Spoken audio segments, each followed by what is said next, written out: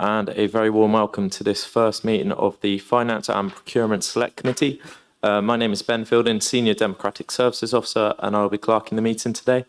I'm going to start the meeting by asking for nominations for the election of a chairman for this coming year.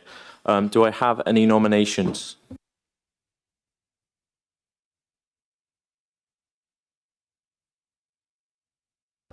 I would like to nominate Councillor Ian Blair-Pilling. I'm happy to second. Okay, and are there any other nominations? Yes, I would like to nominate Councillor Richard Cluer. On a point of order, please, Mr.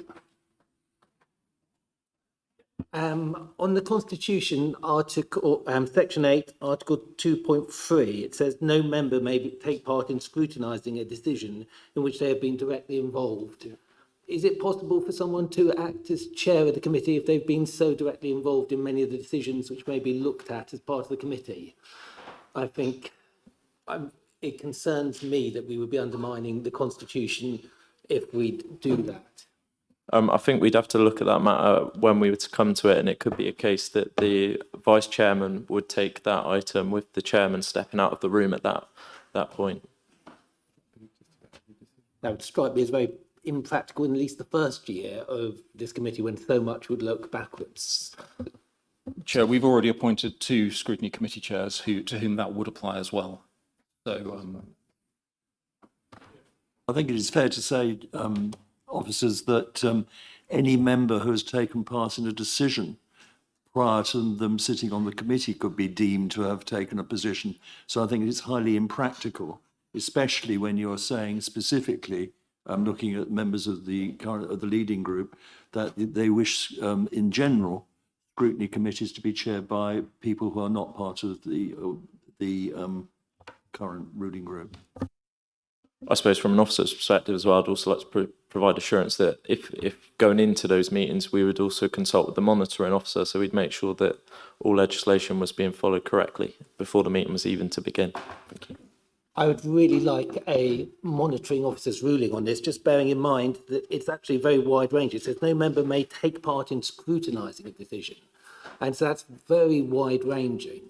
And I think that so much of what we will be doing, if we look at the programme of work, we have got adult social care overspend, we've got many things which arise from the previous administration. And it's no criticism of Councillor Cluer personally, but I just think the chair of the committee is involved in shaping the work, shaping the direction of the programme.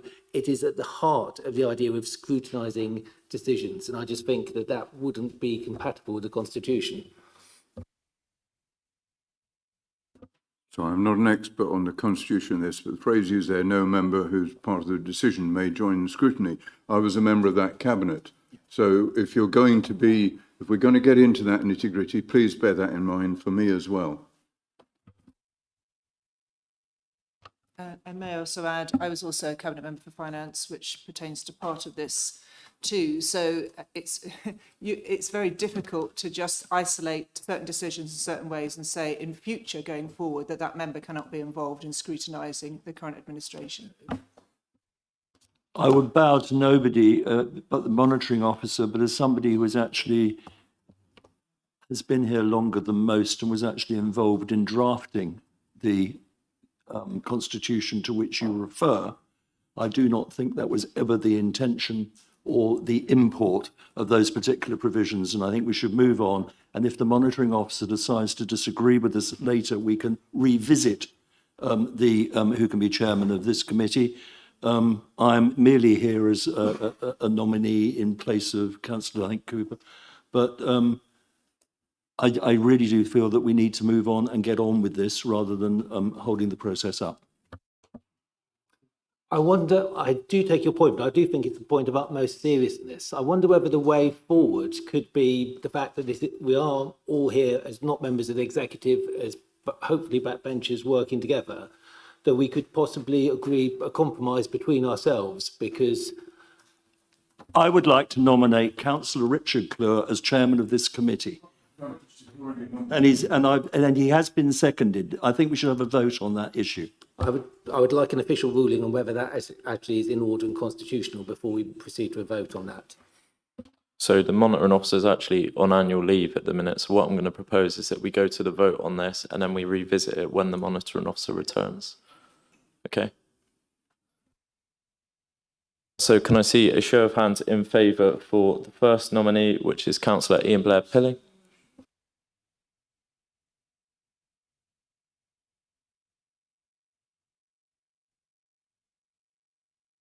And for the second,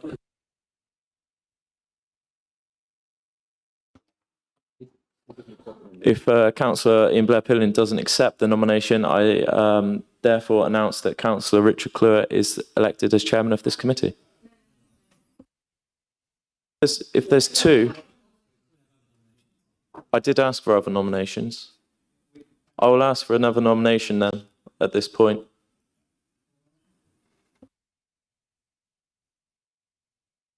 I'll nominate Councillor Graham Wright.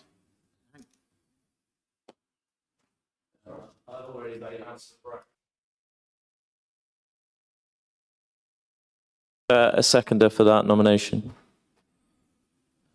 I've already made it abundantly clear that I won't chair this committee. Thank you. Thank you for the offer, but no thanks. Okay, are there any other nominations for chairman?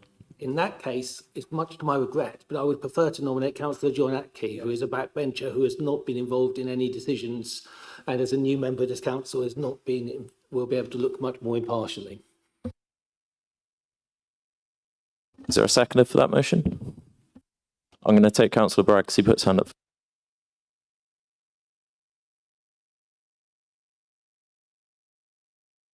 Okay, so two nominations have been received. So what I'm going to do is take a show of hands for each of those nominations. So starting first, we have the first of the nominations coming in, Councillor Richard Cluer to be chairman.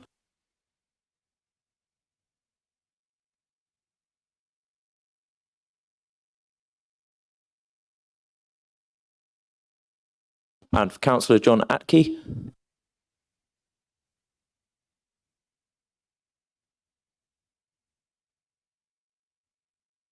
Okay, with that in mind, Councillor Richard Cluer has been elected as chairman of this committee. Thank you.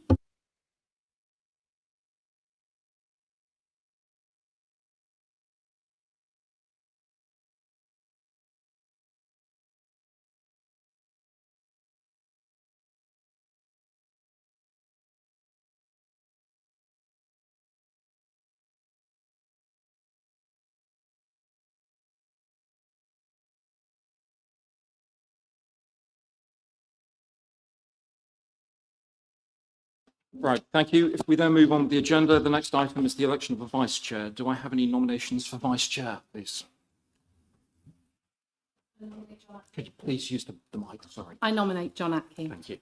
If we don't use the mics, people online can't hear. And I second that. Thanks. Are there any other nominations? In which case, Councillor John Atke is elected as vice chair. If we then come on to apologies, do we have any apologies? Yes, Chairman, we do indeed have some apologies for absence, so I'll just run you through those. Councillor Philip Whitehead has been substituted by Councillor Bill Parks. Councillor Gregory Cooper has been substituted by Councillor Stuart Wheeler. Councillor Ed Rimmer has been substituted by Councillor Chris Broughton. And Councillor Jerry Murray has been substituted by Councillor Matt Bragg. Thank you. Thank you. Is that, yep, nothing else? Okay, any declarations of interest, please? Okay. There are no chair's announcements. I'm not aware of any public participation. No. So if we then move on to the main agenda items, the first item is cabinet member updates. Would the cabinet member like to update us? I'm very happy to update you, Chairman. Congratulations on your appointment. Not the best start for this committee, sadly, but let's move on as decisions have now been made. I welcome the creation of this committee. I think it's a very important step forward for Council and look forward to the scrutiny that will be undertaken here of not only our finances, which are, of course, mission critical to the sustainability of our Council, but also, importantly, some of the key procurement issues that the Council will face, particularly around major contracts that are coming up in this year and as we move forward. And indeed, I hope we will get the opportunity for thorough scrutiny on the MTFS, the medium-term financial strategy. As you will know, Chairman particularly, but other colleagues who've served on this council before, we tend to focus on the immediate year and the immediate quarter. But really, the medium-term financial strategy is a critical document in terms of the work of this council going forward through its full term. So I hope there will be suitable opportunity entirely for you as scrutineers to decide what you wish to look at. But I hope there will be a significant opportunity to look at the MTFS. The other thing I would say, in working with our brilliant Director of Resources, sat next to me, we will be, given the large number of new councillors, we will be looking at how can we ensure that all councillors understand the principles and the building blocks that the budget is based and the MTFS are based upon. So there's a significant piece of work in the pipeline to ensure that we do that above and beyond the work of this committee and indeed of the council as a whole. Thank you, Chairman.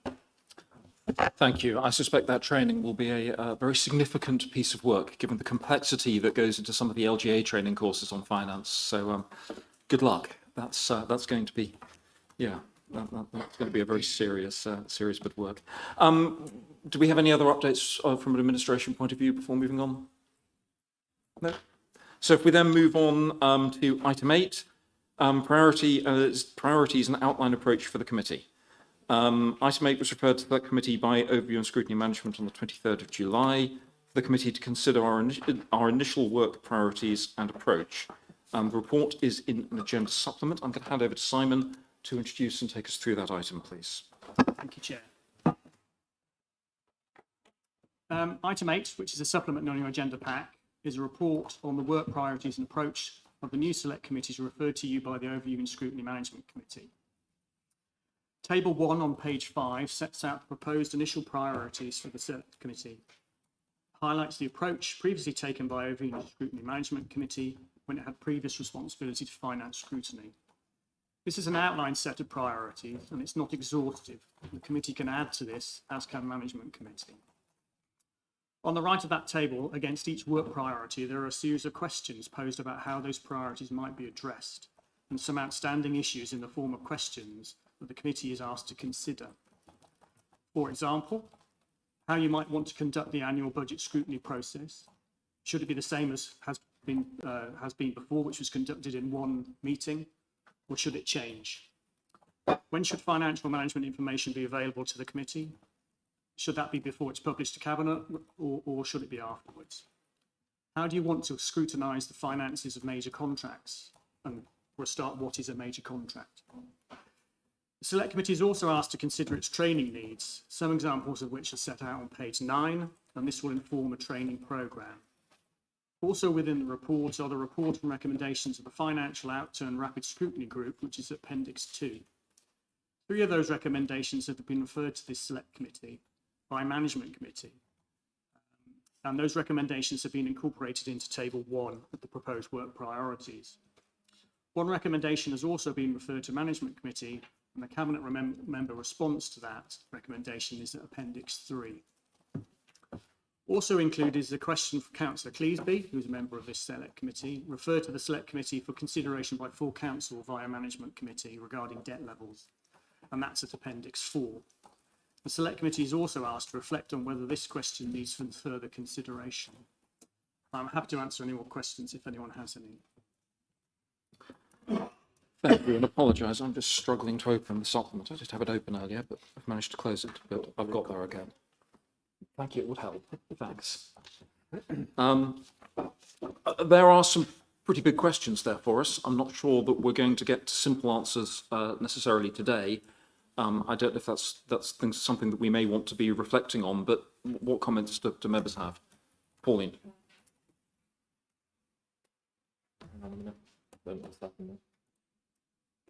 Should be in. It's the other button, I believe. That's it. So, thank you. I think it was mentioned in your update around the choreography of when we scrutinise. I think is really important. I think I always regard scrutiny to be a really positive part of what this council does, and it really ups our game when I was in the corporate world, being an accountant, I loved the auditors coming in. I just thought it was a great opportunity to kind of find where our flaws were and just really improve how things are done. I mean, my preference would be that our scrutiny process would come before cabinet decisions are made. I think that's really, really important. And what we regard to be good enough and material enough in terms of what we scrutinise, maybe that's something that needs to be defined. But I think I don't want to be in a position, I don't think this committee should be in a position where we're scrutinising after the decisions are made and we just feel like we have to go along with the decision. I think we want to be more part of that decision-making process. Thank you. Thank you. Any further comments? Paul, So if you I turn may- the microphone, you speak, please. So A, support that, but B, I think there is a conversation to be had, and I know we touched on it, or I touched on it when we were doing the rapid scrutiny on this, is to whether we are scrutinising these reports as they have been traditionally presented, or we're going to find a way that we can agree on that makes more sense in understanding the actual costs of delivering particular services, as opposed to going through revenue line by revenue line or capital line by capital line, because they're all interlinked. I'll return to it, but it's said by way of suggestion.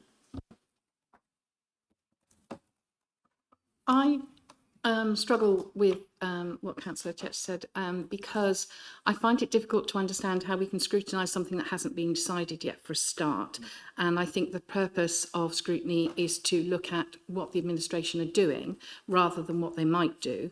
It also, I think, sets a difficult precedent in that it might be considered predetermining or influencing cabinet decisions, almost a sort of a block before they're making their decision. So I'm not sure that's right. I think we should scrutinise what they do, and that's why I'm on this committee. I also have quite a background in finance scrutiny, actually, if you want to call it that, and about 25 years worth in software. So I think accounting software, and I think that to try and scrutinise something before it's been finalised and decided upon is not the way to go. Okay, please do. I think we have a fundamental misunderstanding of the principle of scrutiny in here, and I would like to hear Gavin's response to this, because the whole purpose of us is to be constructive in helping make those decisions, not to criticise a decision after it's been made. And certainly when I was a cabinet member, everything I possibly could was presented before we made those decisions, not after. Did you want to respond, Kevin? I do, Richard, and I'm here as the cabinet member, and I found as vice chair of the working party, which was it wasn't the predecessor of this committee. This committee has a status above and beyond the financial planning task group. But it was a source of some degree of frustration, and one or two colleagues are present who were on that task group, that we tended to get to matters either too late in the day or after the event. Just to reassure colleagues, I think scrutiny is incredibly important in this council. And it's scrutiny which is giving insight, advice and guidance to Cabinet. And we are one council, and we're here to serve. The election campaigns are over. We are here to serve the people of Wiltshire to the best of our possible ability, irrespective of what label we stood on, to gain admission to the council chamber. So I have every sympathy. There are some practical challenges, and I may ask Lizzie to comment on those, if I may, through you, Chairman, about timings. And one of the advantages of the working party, the financial planning task group, was it was relatively nimble and could be assembled at relatively short notice. Now, again, it's not for me to tell you, and I'm not going to, what you might wish to do and how you might wish to do it. But some of these documents, as again, Chairman, you'll be very well aware, and so will Councillor Church. And in other meetings where I've been in the chair, I've been calling people by their first name, but I wouldn't presume to do that here today unless you wish me to. I personally would much prefer it. I'd much prefer to keep a casual, informal committee wherever possible. Then I'm grateful to you, Richard. But as you, Pauline, Ian, and other colleagues who've been in the administration know, but particularly the two of you, often these documents come on quite a tight time frame. And one of the challenges of a select committee is its schedule of work is more extensive. The degree of scrutiny is much greater, which I welcome. But of course, there are a large number of you. And therefore trying to get committee meetings together if there are delays in the process or challenges in the process is a bit of a challenge. So you may wish to think about how you might tackle that.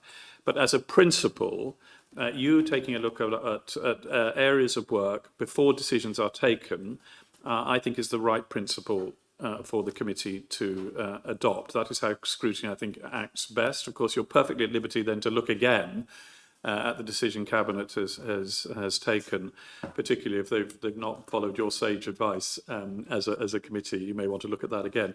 But there are certain practical pieces here which may inform your discussion around that, Chairman. So if Richard, you will allow me, I think it would be helpful for Lizzie just to comment upon those, because she and I have discussed them. I was going to ask Lizzie to come in. I entirely understand. It was always a challenge with the timing and turnaround of particularly financial papers, particularly quarterly reporting papers, and the ability to get them in front of a task group. And I do take your point about the potential need for flex, and I'd like Graham's view on that in a second as well. But Lizzie, please. Thank you. So one of those lovely qualities of financial data is timeliness. We do need to make sure that we are getting the most up-to-date information in terms of the forecasts as part of budget monitoring. It is more of an issue as we look at the MTFS, I think, in terms of timeliness, because we are bound by certain notifications, particularly from government, in terms of the aspects of that. In terms of budget monitoring, actually, we can absolutely work with you in terms of a timetable and make sure that if you wish to see the reports first before they go to Cabinet, that's exactly what happens. Because the focus for budget monitoring is the forecast position for the end of the year. So the actuals at a given point in time almost are irrelevant in terms of that. And, you know, we can work however the committee wants to in terms of that kind of reporting cycle and the, you know, the scheduling and, you know, the logistics of how do we do and what does that look like. So I'm very happy to work with Democratic Services to set out some timelines in terms of what does that look like and how do we make sure that we affect that for you as successfully as we can. It's one of those things as well that if it works that, or if it results in something that isn't quite working in terms of timeliness of reporting back to Cabinet, then we might be able to agree a change in terms of an approach for that. Because the numbers that we look at, you know, the scale of what we look at, we are looking at material items and we should be looking at material items where the risk is, where the liabilities are for the council. So there might be something that we might be able to continue to refine as we lead up to Cabinet. So it may be that you have a, you know, relatively robust but draft position, and we could do something in terms of something like that as well. So definitely one for us officers to take back in and try to work through how do we do this for you. Thank you, Graham. Yeah, just like to reflect on the fact that whilst this is called a scrutiny committee, you know, it's overview and scrutiny. So there are times when overview is easier to do, and sometimes scrutiny has to be post-decision. But wherever possible, getting stuff in advance is the best scrutiny we can do. So just reminding people that it's overview and scrutiny and not just scrutiny. And the purpose of scrutiny isn't to pick holes, it's to provide challenge, and it's to ask the right questions and make sure that the council as a whole has an assurance that the questions are being asked, the answers are being given, and therefore the position is is suitable, sustainable, and that's to everyone's benefit. Sorry, yeah.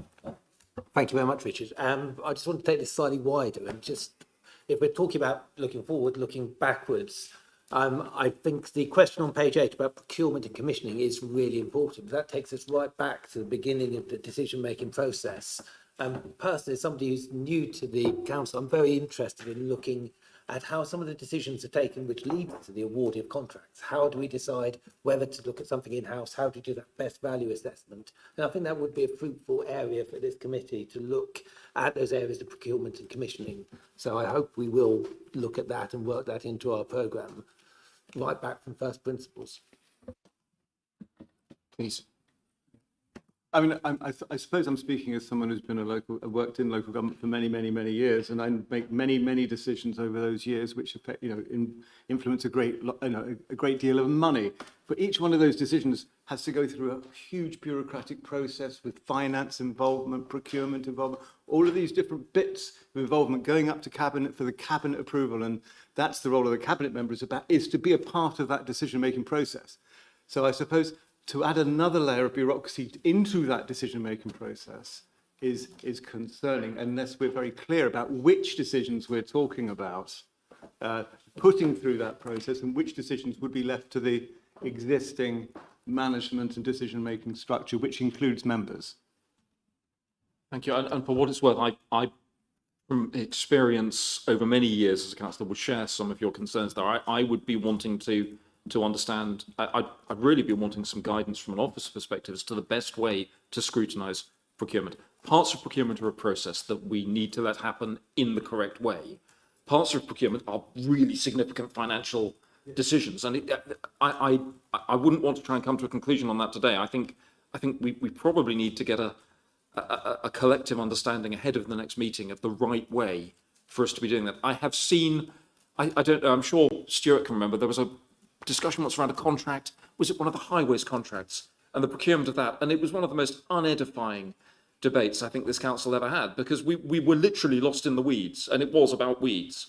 And it was not about procurement and sound financial value for the council and making sure that and those decisions are being made every day.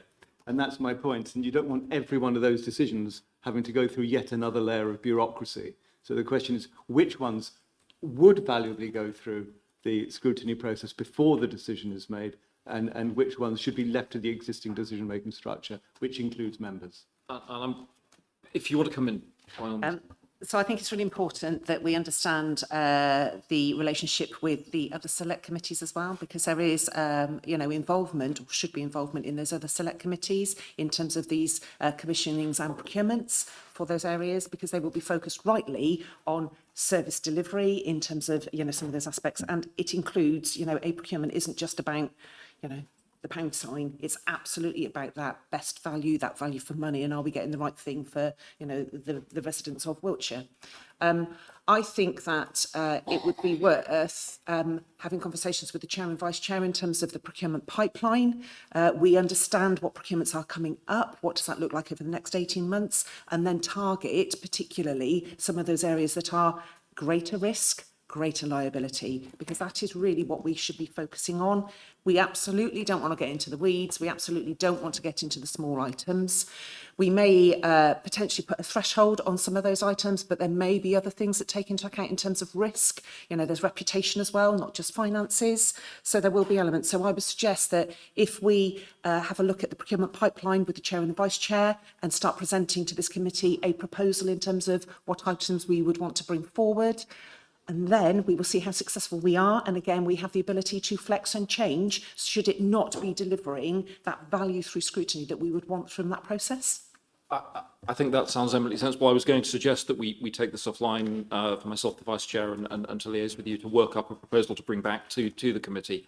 Equally, we will need to, if we were looking at procurement as it related to another part of the council, it may well be a point that you would need both elements of both scrutiny committees to come together, depending on the topic. And it would, I think, probably depend on the topic. But I think we need to be relatively open-minded on that. Please, yeah. So please use your microphone when you're speaking, and turn it off when you've finished. Otherwise, you can only have 3 on at once. Otherwise, the whole thing goes wrong. Thank you. Appreciate the advice.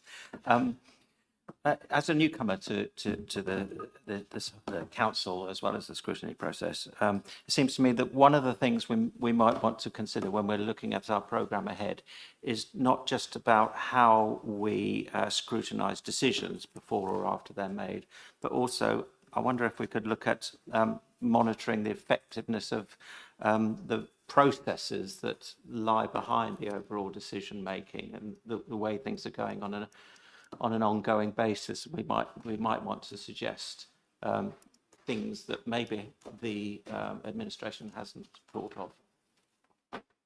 Which again sounds reasonable, but I think we need to see what events provide us to know what we do in that space. But that makes sense to me. Yeah. Thank you.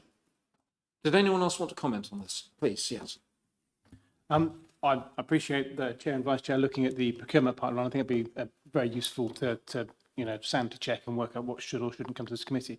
Would it also be possible to give a sort of a notes of what was selected from, just so we can have an appreciation of what decisions you've made? So just not just for comment, just for note, not to be discussed. I get the impression we're possibly a little way off even getting to that. I think we probably need a framework as to how we as a committee can best provide that input into procurement and then work out which areas to look at. But yeah, makes sense. Did you want to come back, Lizzie? No? So this committee may end up having some more kind of part two elements of the meetings, just because of the sensitivity in terms of finance and the kind of commercial aspect. So yes, you should be able to have sight and overview of some of these items if there is a reduced kind of work plan taken into this committee. I have no issues with sharing that. That's which, if no one else has got comments, I think brings me to 2 points I'd make. The first is, I think we're going to need to have that flexibility, both to use part two, which normally select committees wouldn't, but there are elements of finance that by law have got to be considered without the public present. And also potentially to use more localised task, for want of a better word, task groups when something is time critical. I think I would like to see us pull up a diary that perhaps makes sure that the meetings of this committee, when it comes to budget, are properly linked into the process. That should be relatively easy. And then I think I appreciate you can try and plan ahead when quarterly data comes out, but equally I appreciate there are times when events make it challenging for things to come out on the timeline that might be desired. So I think we need to have the ability to flex there to make sure that we are able, albeit perhaps in an online meeting or something, not a formal public meeting, to be able to consider things in that way. I think that would be helpful. I don't know if others agree. Thank you, Chair. I just think that to a degree we're in danger of, amongst ourselves right now, disappearing too much into detail. We're a brand new committee. We've yet to test the boundaries of our responsibilities or not. I would suggest the way forward is there's going to be a kind of full-on dialogue between yourself and the chair of ONSM, because finance pervades everything, and yet ONSM oversees everything in that.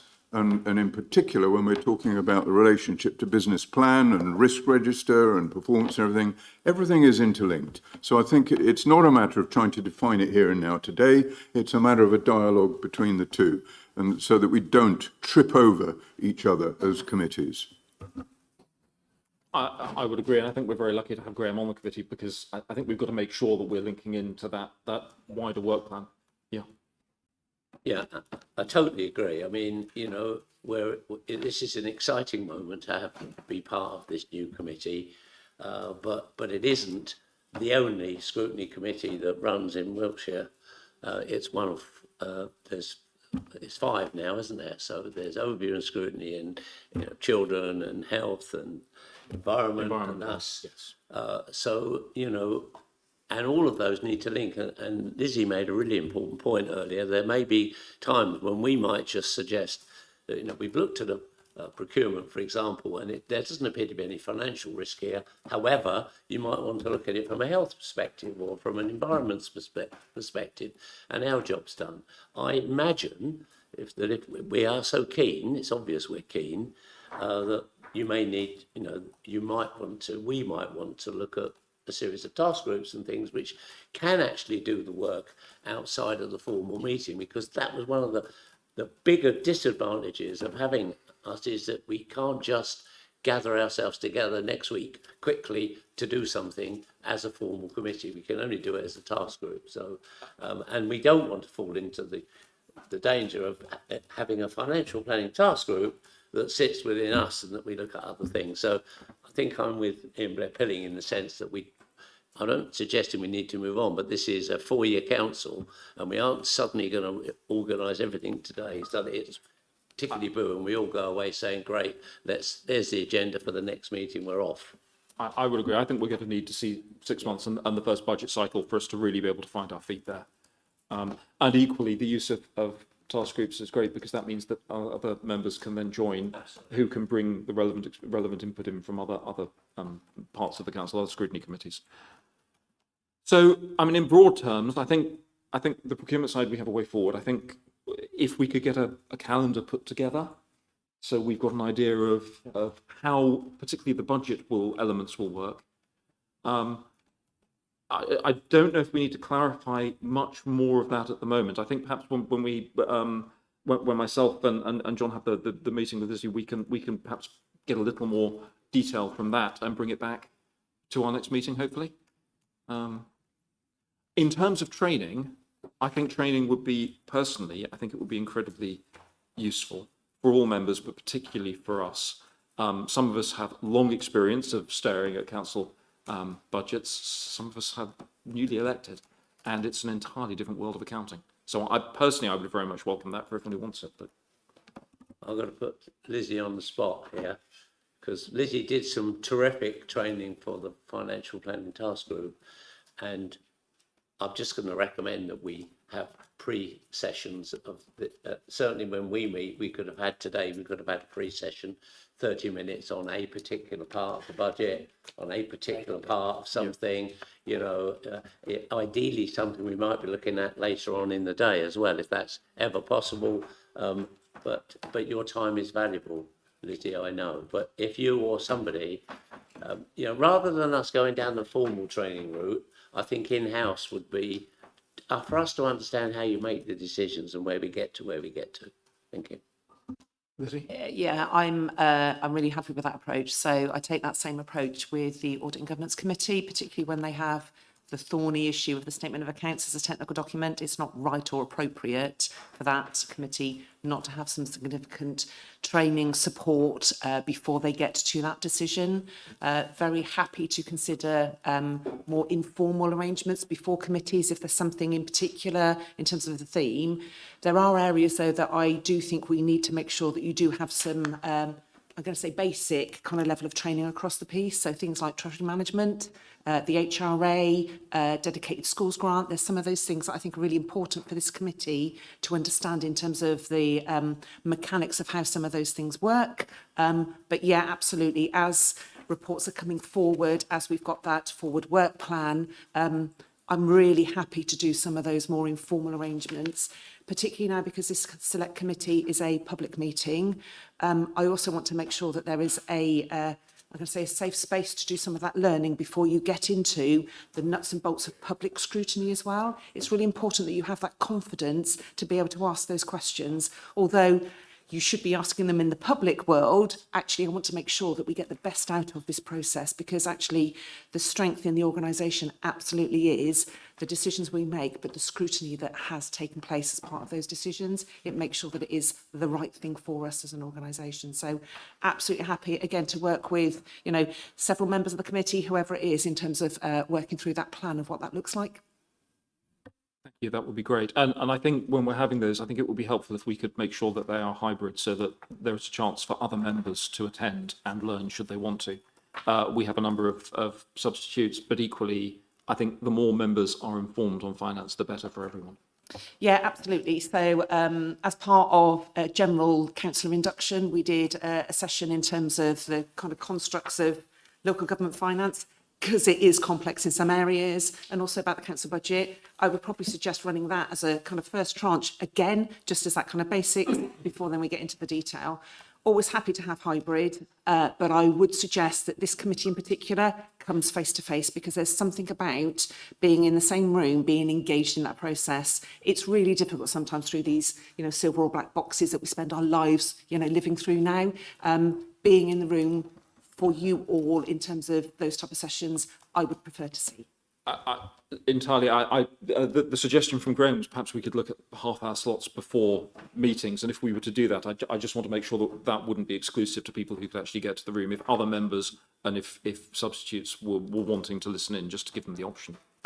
Yeah, absolutely. But what we might also just want to have some reflection time on some of those and see whether that does work, because sometimes certain people need some more time to reflect following, you know, what they've heard before then they actually arrive at actually what is it that I do want to be asking about. So we've got to get that balance right as well in terms of enough time to absorb the conversation, the debate that we have in those private sessions versus then what comes out into the public sessions. So again, I think we just need to kind of work through and see how as a new committee, how we do this the most effectively. And just because we say we take one approach doesn't mean that it has to be like that forever. Yeah, Nick, please use the mic. Sorry. Just to say, I think that's really helpful. I found the induction training was really helpful. It is recorded. Now, personally, I would prefer us to be able to dive slightly more depth rather than repeat that. But I think it would be really helpful for us, and possibly even to try and, as we plan through the calendar, if we can, to look ahead. I was exactly the thought you were thinking. If we can have the training, the meeting before the item is going to come up, the relevant material, it helps us to prepare and read the papers in advance rather than come with a question. So that would be an ideal world, may not be practical. Just to reiterate the responsibility of being a part of the committee, you know, in the past I've seen pre-meetings where people just haven't turned up as well. They just turn up for the meeting. I already haven't got time to spend another half an hour. I've seen loads of people turn up to meetings who haven't read the agenda, haven't read the papers. You know, this isn't surely going to be a committee like that. This has got to be a committee where we're all absolutely committed to what we're doing, because it is, without doubt, dare I say this, as chair of OSMC, in my opinion, this is the most important select committee in present terms of in relation to finance for our council that we have. So, you know, this one's got to be the best committee on the planet. Thank you. I wouldn't ever want to understate the importance of health or adults or potholes and so on. But I do agree, councils that go off the rails financially. That's the prime cause. Please, yeah. Just as a quick one, this conference is fine. It's all, you know, at the end of the day, the value of this committee is the members and their experience, and also the new people coming on and the training. So all training, irrespective if it's this one, it doesn't matter, all the others. Most of us have been, we're substitutes on various committees, and we've all, you know, tirelessly spent all our time going to these other and getting the training. So make sure that when the training is sorted out, what the program is, that everyone's there. So when someone isn't available, that the substitute comes in and they're effective.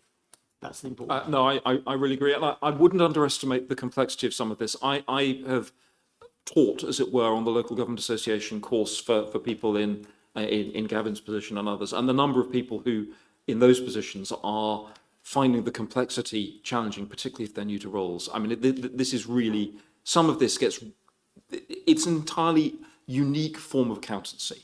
I think that probably says everything that needs to be said about, the complexity that we're dealing with. So it really is important, I agree. Okay, I think we've got a way forward on all of that. No one else has any comments, so we're able to move on. We've got a series of recommendations, which I'm not going to read out, but they're there. We've broadly actually discussed and reached those conclusions ourselves anyway. We're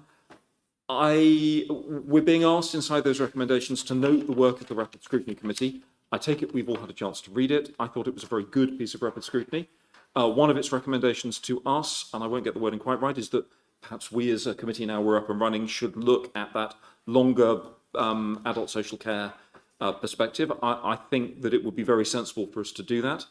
Providing the committee agrees, I would like to suggest that we ask for that to be, at least at the moment, given that you've got weekly meetings, perhaps we have it as a standing item for the first couple of our meetings, and see what information we're getting back and what we are able to then learn as a committee from that. I think that would make sense if people are happy with that.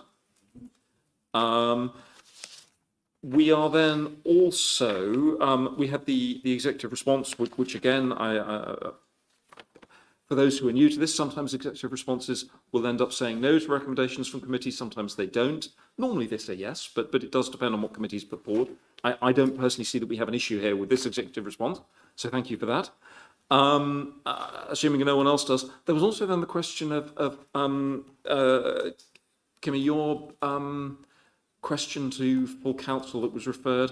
I thought it was referred to ONS initially, but it was a long day. I was boiling by then. And honestly, it had got a bit fuzzy.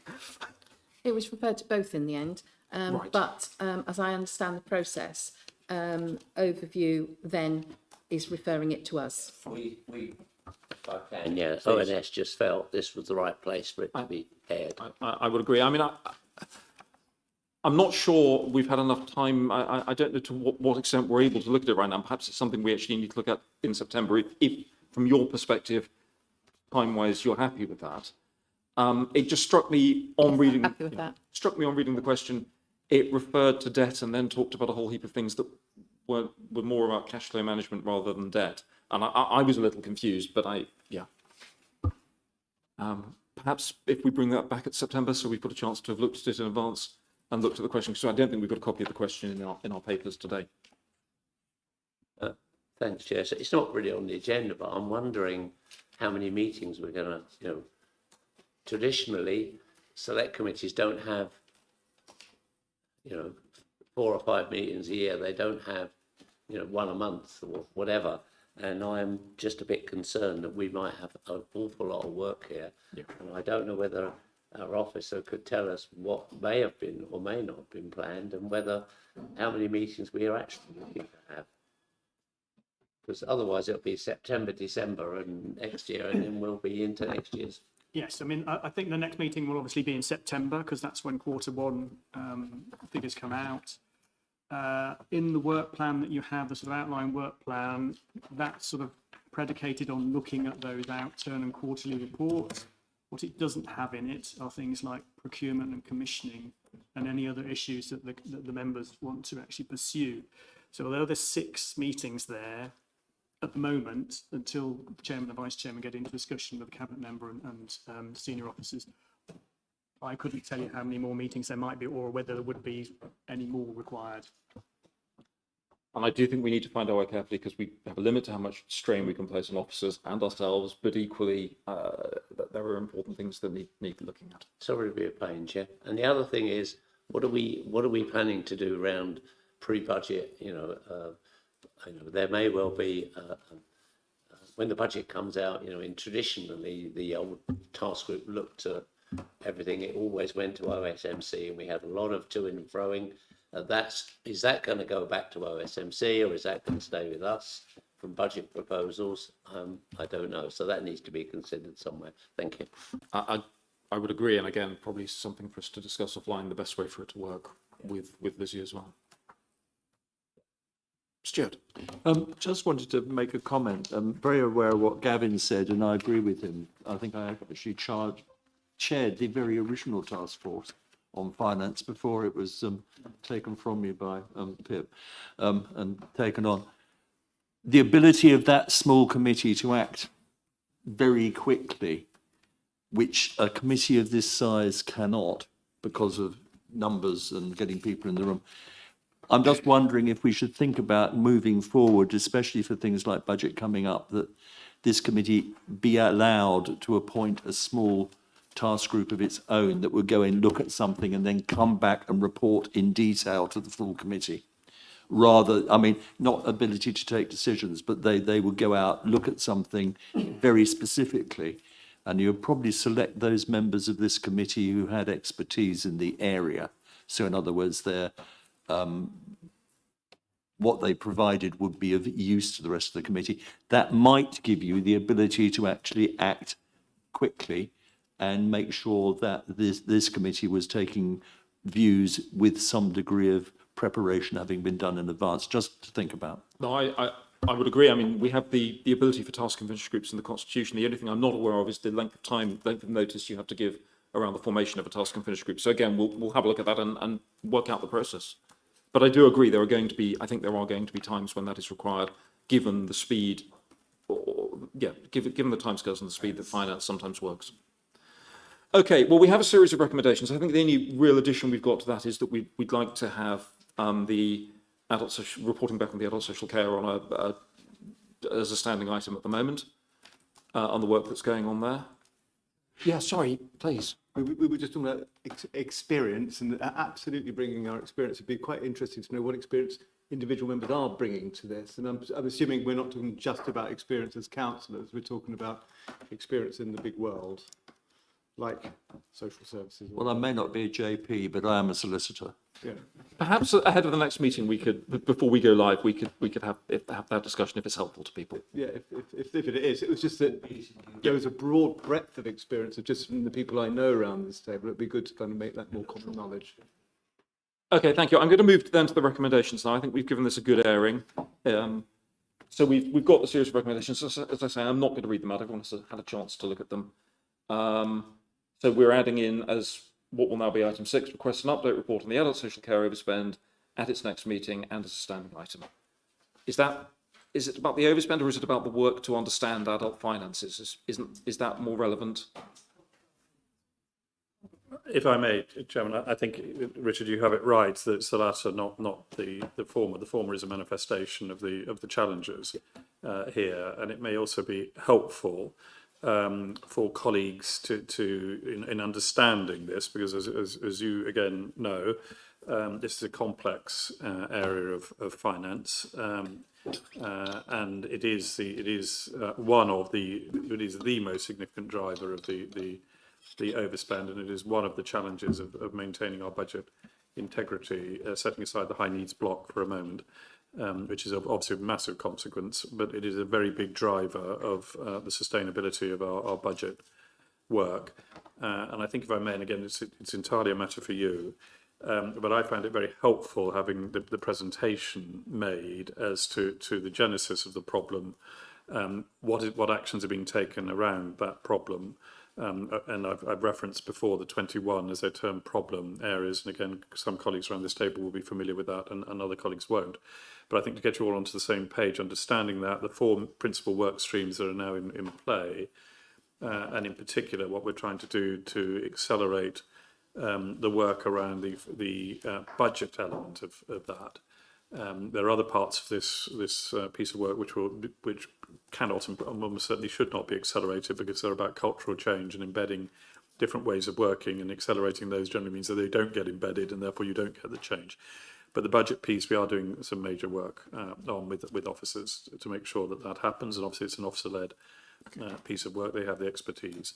So I think that presentation, so that all colleagues understand what we're talking about here, and in particular a little bit of a drill down on the elements which relate to budget, rather than those which might relate to the performance of the function as such, might be helpful, Chairman. But Lizzie will also have a view on how useful or otherwise that might be to you. I think that context is really, really useful. So there could be some preconceptions about how easy it is to fix some of these things. Why are we not doing, that and that, when there's an awful lot of work going on in the council in terms of across all of the teams involved in this process. So I think an update on the programme that is addressing all of the underlying issues would be really, really beneficial to set the context first, before then you get into the updates in terms of, so then what does it do in terms of the manifestation into the finances, I think would be really, really important. Well, perhaps if we could ask for that at our... Sorry, Bill, go on. Sorry. Thank you, Richard. Encouraging words I've heard both from Gavin and Lizzie there. And in particular, the 20, I think it was 21 work stream recommendations, sorry. And having some sight or visibility, transparent to that, I'm sure would help members of this committee. So thank you for that. Thanks. I mean, that sounds like a way forward for the next meeting. Perhaps if we can have that presentation and then an update on where we are with the actual, the detail coming out. Okay, I'm going to move to the vote. Are we all happy with the recommendations then? All in favour? Great, thank you. So we then move on. Sorry, anyone against, I should ask. No. Right, we then move on to the meat of the meeting, as it were, the revenue outturn position. So item 9. Thank you, Richard. I would just like to use this just to test out a little bit how we're going to work together. I made in my point of order, expressed my concerns about the constitutionality of having people directly involved in decisions, scrutinising them. And just to be absolutely clear, this is nothing about my personal respect for you and the skills you bring to this committee, but I am very concerned about anything which looks backward at the previous actions of the previous administration, and particularly decisions. And we've talked about, for instance, the fact that you had a 6-weekly working group looking at the adult social care overspend. So we're looking specifically, or we could be looking specifically at decisions made by that group. We're definitely looking by decisions made by you as councillor. So I would wonder whether you would consider stepping us down for these next 3 items, and that could be a compromise of how we work. If not, I would definitely request that this is taken to the monitoring officer, because I do not think that this is within the spirit, and I don't feel the letter of the Constitution. I've got a couple of comments from members. I then give my own view, but Well, all I can say to everybody here and members of the public, I'm disappointed that we're already into political, give the chairman a chance to prove his worth. If we don't like what he doesn't have to be here next year, does he? I don't doubt his worth. okay. No, I'm All just making the I point. had other members who wanted. Ian, if you wanted to say something. Yeah, the function of a chair is to chair a meeting, not take a side in all of this. And we all get to put our hands up, we all get to say, we all get to vote. So I don't actually agree with your whole premise in this, and I hope we can just move on and get on with our job. Thanks. For what it's worth, my intention here is to chair a meeting and not ask questions on these items. I'm aware of the point that you make. I think it would apply to everyone. I think it's a misinterpretation of the Constitution, but that's something for the monitoring officer to look at.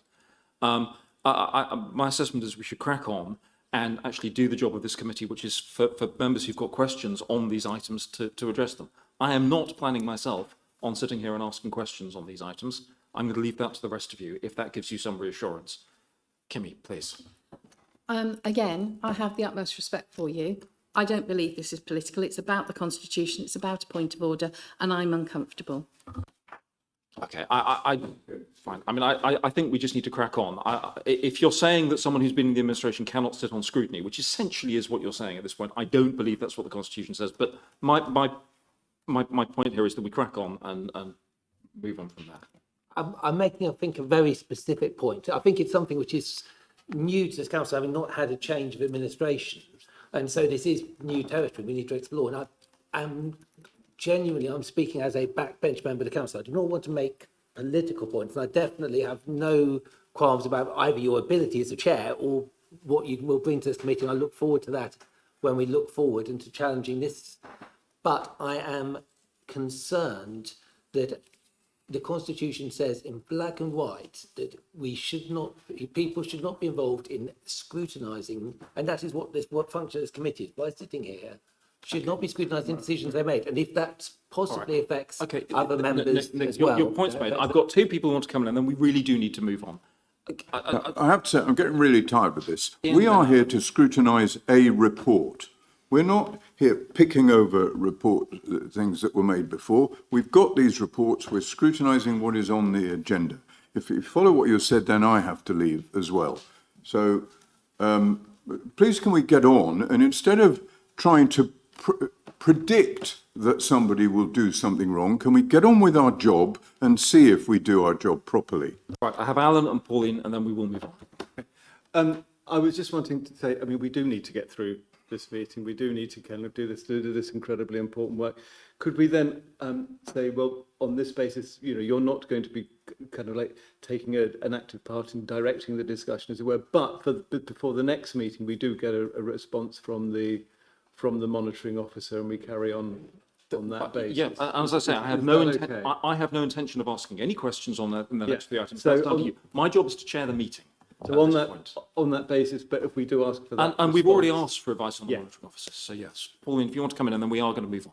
Yes, thank you. I think the spirit of what you're referring to in the Constitution relates to current cabinet members having the ability to scrutinise and sit on scrutiny committees. That's really what that's saying.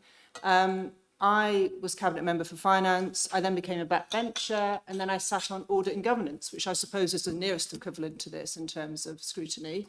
And in times I said, at the meeting, I feel like I'm marking my own homework, but this is my opinion. It didn't direct the scrutiny meeting in any way. But I think that part of the Constitution relates to that point. It doesn't say that retrospectively, councillors who were in the administration and had made decisions past can no longer scrutinise a new administration. That's not what it's saying. Okay, we're going to move on at this point. So, Gavin, if you could please present item 9, financial revenue 24-25 outturn position. I'm very happy to do so, and I'm glad we're moving on to the substance of this discussion. Clearly, this matter has sadly already been through cabinet, and one of our 3 reports today has also went to full council as well. So we haven't quite managed our desire to have scrutiny in advance of the report itself. Well, in fairness to you, we didn't have a committee then, so I don't think you can take any blame on that front. Well, that's very kind of you to say, Richard. Thank you. But in principle, I think we'll try and get to a position where we're getting this in the right order and not the cart before the horse. So I think, as colleagues know, because it's been very well rehearsed, we had an adverse revenue outturn position of 4.853 million. Usually, the pattern of performance of this council is that Q1, again, to set, if I may, context for new colleagues, Q1 is our most challenging quarter, and then our position generally improves as we move through the remaining quarters of the year. And therefore, if you look at where we were on Q3, that general pattern, although there was a bit of a tick up in Q3, and we'll come to that in a moment, rather than seeing a pattern of falling gap in our expenditure against our revenue. So that might have been a bit of a warning shot for us. But we then ended up with a position where we did not balance our books. And as colleagues know, statutorily, we have to do that as a council. We can't carry forward a deficit. And therefore, a recommendation was made and accepted by Cabinet as to how that 4.853 million would be balanced. And that is through the specific use of reserves, with a commitment in important cases to rebuild those reserves over the period of the medium-term financial strategy. And that piece of work on timing is still ongoing. In terms of the balance, what did we see in the revenue outturn? Well, again, we saw a pattern which I think is where we need to focus our attention as a committee. And that was of significant achievement in terms of the savings targets that are being made in the vast majority of the work of the council, and a very positive performance in terms of the revenue streams that apply to the council, particularly leisure services, but not exclusively that. So the 2 areas which fundamentally drive the problem that we faced are the 2 where the degree of variation is significant. And that is within our children's services. And again, colleagues may or may not be aware, certainly those who are experienced with the council will be, that there are some cost bases in children's services which are firstly rather unpredictable. So, for example, if children come into care for the council, which has not been anticipated, well, then there's a significant uplift in that cost, and clearly there isn't the ability to reverse engineer the budget. The budget has been set, that uplift takes place, and therefore the overspend takes place. And our capacity to manage such unintended consequences and impacts is challenging. The one which is really driving this, though, however, and again, Richard, you're very familiar with this, and as are other colleagues around the table, is adult social care. And that takes us to the payment to providers programme of work, because what we need to, the position we need to be in is understanding our adult social care budget. It is by far the largest budget in the revenue stream of the council. It dwarfs everything else, and I'm setting capital to one side for a moment, but it dwarfs everything else by a considerable degree of magnitude, and therefore relatively small errors in terms of performance in adult social care have a significant impact. And so if I can draw your attention to the detail of this, then if I ask you to turn to table 2 in the revenue account, and that's where you're into the care and well-being area of work. Could I just ask, for those of us who are working off laptops, if you can give us the page number as well? It would I'm probably hoping help. it's going to be the right page number. Jumping around the screen can be challenging at times. Thank you.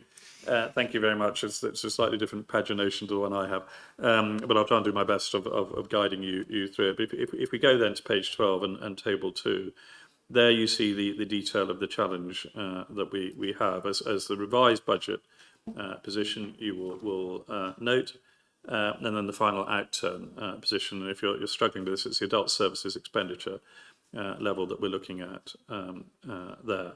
And that, when you read through the commissioning and public health components, you'll see leaves us with a net expenditure, i.e. a deficit against budget of 12.491 million. So it's not the only. There are other elements, some of which are rather more technical in their detail, but that is the key to the problem that we're facing as a council. And I would say, and some colleagues may disagree with me, but my job is the numbers.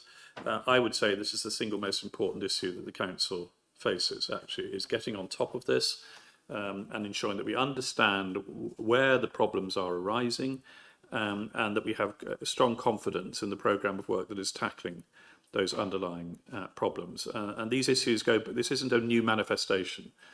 These issues go back over many years. There's been quite a lot of work done to unpick some of the problems that are leading to these difficulties. And these difficulties, for want of a better expression, are on both sides of the balance sheet here. And when we come to the P2P programme presentation, you'll see some elements in that. So in a nutshell, we've ended up in an adverse position on our year end. We have balanced that 4.853 million with judicial use of reserves. Some of those reserves we can take and apply, and the deal is done. Others of them, particularly the transformation reserve, needs to be rebuilt, and that will not be rebuilt in a single year. So please don't expect, when you see the budget coming forward, the full repayment of the transformation reserve. We will do that over a period of time throughout the MTFS. So, Richard, I'm going to leave it at that, if I may. If colleagues have questions, obviously I'm very happy to deal with them, and I'm sure Lizzie will be as well. Thank you. For take questions, I've got Nick, then Ian.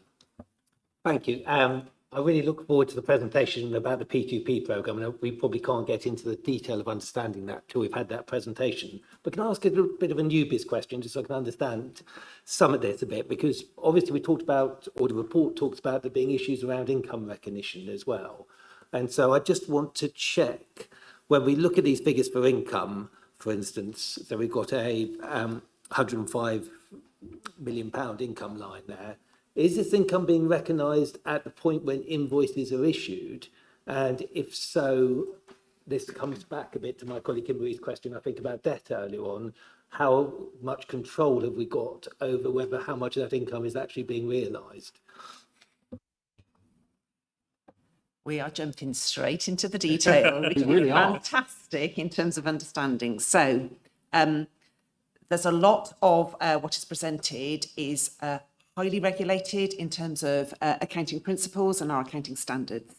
We have to recognise income at the point it is receivable, not received. So we recognise income before the cash has come in the door most times, because invoices will go out, they won't be paid. At that point, I should say, not that they won't be paid.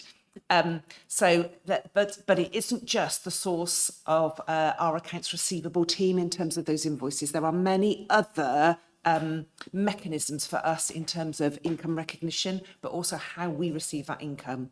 In terms of debt, as has been pointed out, we have not done reporting of debt levels and aged debt to this council to date, which is an absolute weakness in terms of understanding that risk associated with the income that has been recognised versus how much we may end up receiving. Every single year we have to do an assessment in terms of, very technical for any accountants in the room, you'll love my terminology now, an assessment of credit loss. Old people will know it as a bad debt provision. So how much of that income have we recognised versus how much do we actually think we're going to receive? And that's based on agedness most of the time in terms of those areas, although there will be some aged debts that we do not do that provision impairment on. So things like where we've got debt from government, our assumption is they absolutely do pay. And of course, some of those items, so some of the levels you've got, outstanding VAT due to the authority, and that can be, sizable amounts. So it's some of those items in terms of context that's important. The important thing for us, though, is to make sure that at the first instance, is it a legitimate item of income that we should be recognising? And the report here is saying that actually £2 million in the past has been recognised that was not legitimate income and should not have been recognised. So that has to be unwound because we have regulations we should not be. And this is part of the P2P programme of works. All of the item, all of the data, all of our business processes, where do we get it from? Is it right? Do we have the confidence in that space? So we are addressing all of those items through that programme. So that's an element of income. Now on to debt. So there is a programme of works associated with our debt reporting. You'll be aware that we've implemented a new system across finance and HR and payroll. An element of that is the reporting from debt because previous systems were very, very difficult in terms of that reporting. And it's important for us to be reporting that. Now, the numbers that will be presented will look horrifying because it will be many millions of pounds, but that isn't unusual. The important thing is to recognise those items that are ageing, and are we as officers doing the debt management successfully in terms of a process to recover the monies that are due to the council? Because the reality is this is public money, isn't it? And it's important that we do that. We have reminders being sent out. There's, in some areas we use enforcement agencies, so things like council tax, business rates, car parking, enforcement, some of those items. We have enforcement agents. We do have a robust process in terms of some of those items, but it's important for you to understand that we don't just sit here and just expect it to come in. We do go through those processes. In terms of kind of generally, that assessment of aged debt happens every year at the end of the year in terms of then that assessment. That doesn't go into services. It goes into the corporate area in the reports. And then as debts are written off, that does hit the services. So they will see then a reduction of income if there is a debt written off in that area. And again, we do not write debt off without exhausting all of our opportunities in terms of the recovery of those debts. It is absolutely clear in terms of, that enforcement approach for us. It's important that those who should be paying are paying towards those services.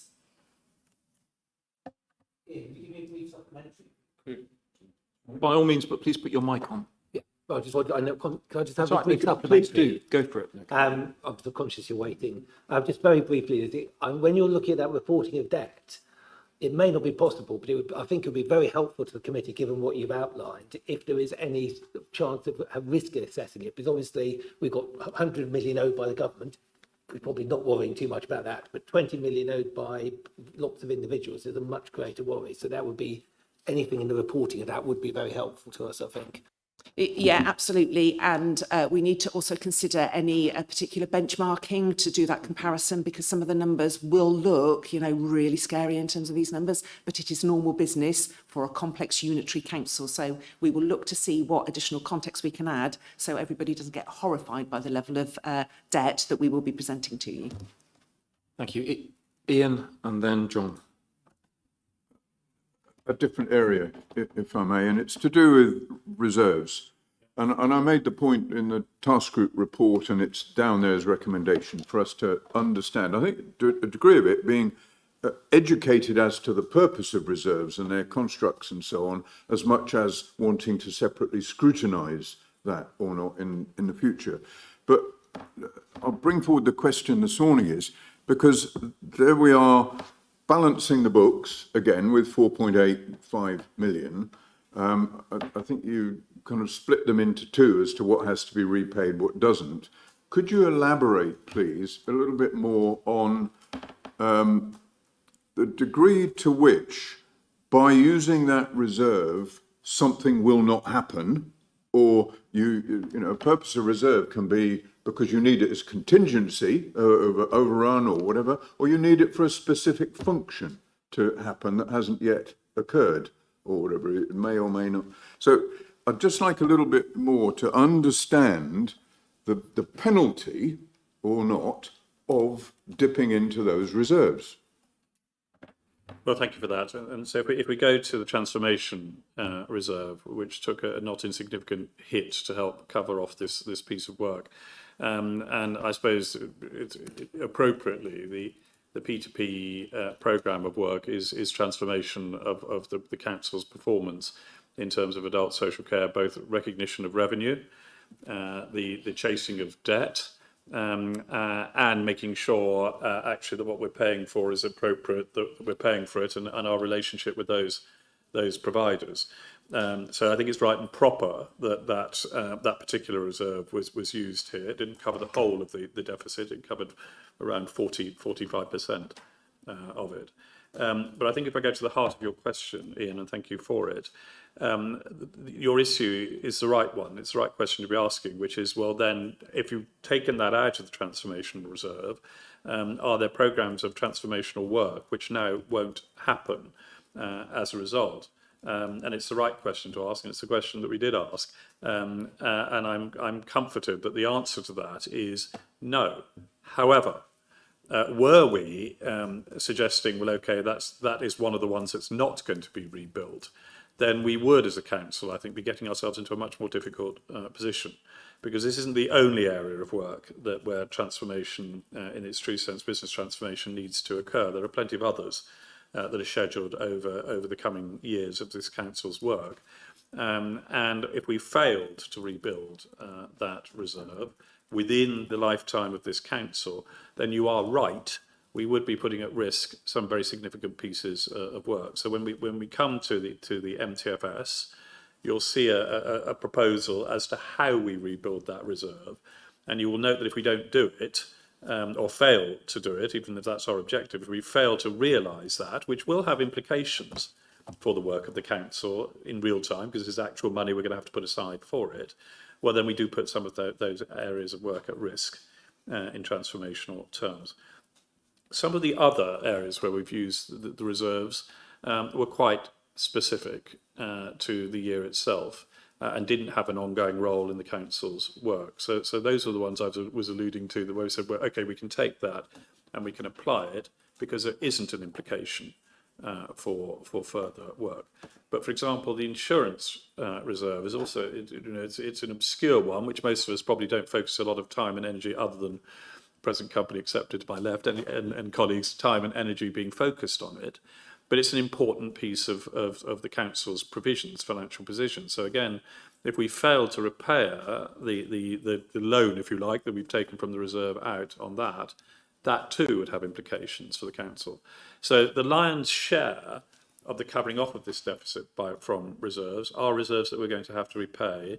The discussion is over what period of time and what are the implications of the pace of that repayment as to do they impact upon serious pieces of work that the council needs to do. And if the answer to that is yes, then we have two choices, which again would be appropriate for this committee to scrutinise those choices and those decisions, which is what is the impact of not doing those other pieces of work in the timely manner as they are currently planned, and what will that do to us, and is that the right decision or the wrong decision, as against saying, okay, if we've got to put that money back in, this is the direct budgetary implication that it has, because of course, as we know, choices have to be made here. This is the whole point of the democratic structure that we've got, is that choices will have to be made, and it's right and proper that this committee scrutinises those decisions as to the implications of them.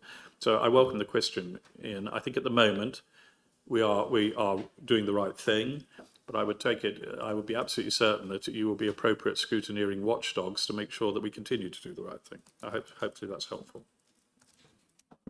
Thank you.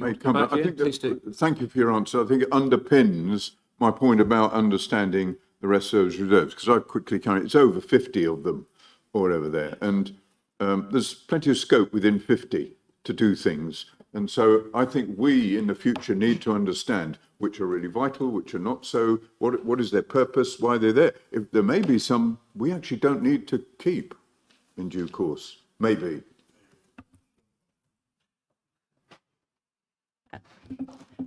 Very pertinent points in terms of our reserves. Reserves are only ever one-off funding and should not be used on a permanent basis for ongoing, basic budget costs of the organisation. So reserves tend to be used for very specific type of activity, programme, project type of activity. So specifically the reserves here, the pay award has been set aside for many years in terms of, are we able to manage, are we setting the assumptions of the pay award at the right level? What does that mean, and how do we make sure we mitigate if the pay award is settled higher than we have budgeted? There's an assessment within the general fund reserve. So every single year as part of budget setting, I have to, as the Chief Finance Officer, make an assessment of the adequacy of reserves. And that is a judgment call in terms of the financial risk exposure for the organisation that is as large and complex as we are in terms of all of the work that we do. And I do an assessment of the value of that risk and then the likelihood of that risk. Comes up mathematically with a number. Have I got that set aside? Now, it would be an absolutely terrible year if all of those things were to happen in a given year, but we have to set aside money to cover those risks. That's my assessment that's done as part of budget setting. That's the general fund reserve. The reserves we're looking at here are earmarked, so they're in addition to those general risks that the organisation faces for all of those good things, as we've said. So pay award was there to cover a risk. The assessment was covered by the amount set aside in general fund reserve. Therefore, the extra pay award reserve isn't actually needed. The waste reserve is part of the money that waste services have put aside in prior years. Every single year, as part of my assessment budget setting, there is an assessment of what are these earmarked reserves? Are they still needed?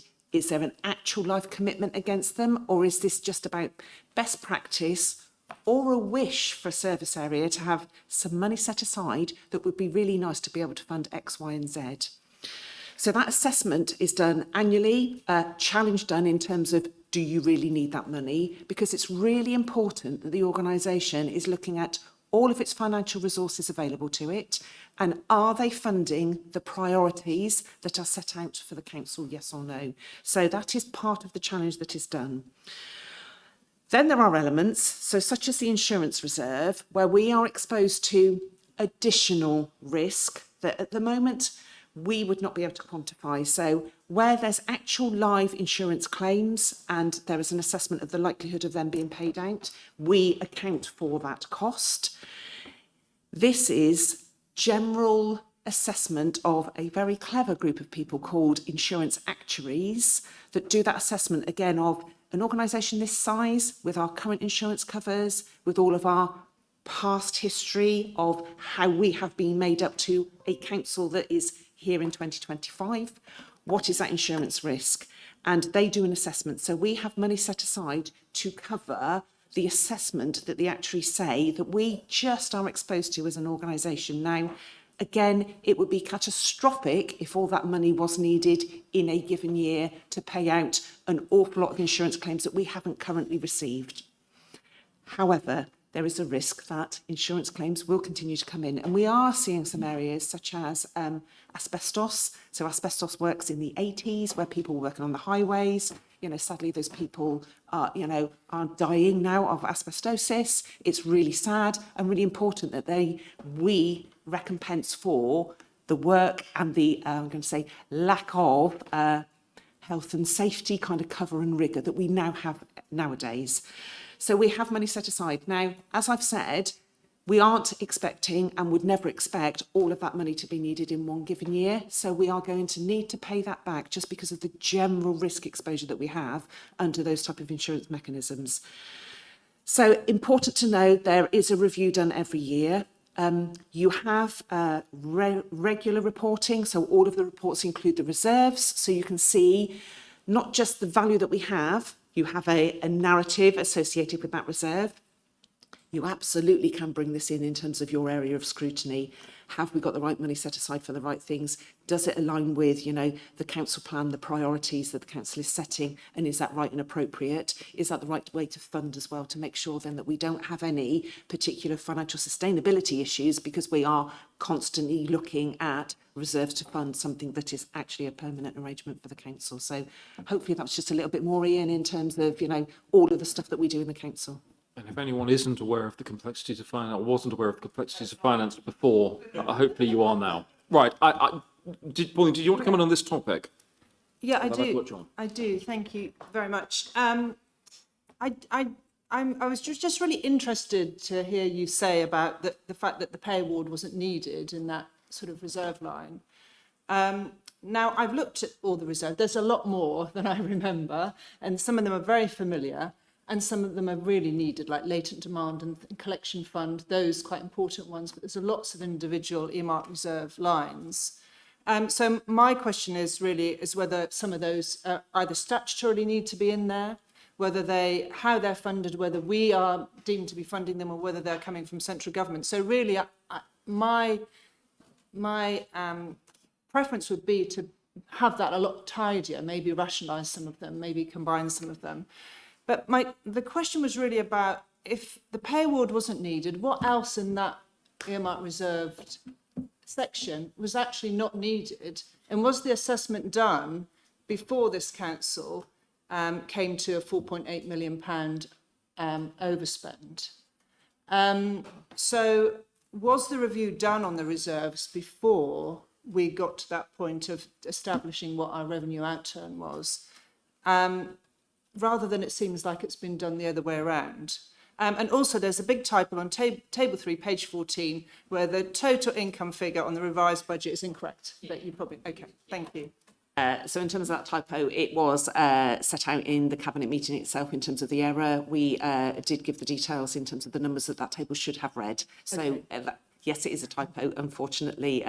With the scale of pace, sometimes these things do go wrong. So in terms of review assessment, it is done every single year as part of budget setting. Budget setting, obviously, you're aware, falls in February. It isn't only done then, but it's formally done as part of that process for me to see whether my assessment is that we do have adequate reserves to cover our risks. So there's a formal assessment. However, I am constantly in the detailed spreadsheet in here in terms of the numbers. What does it look like?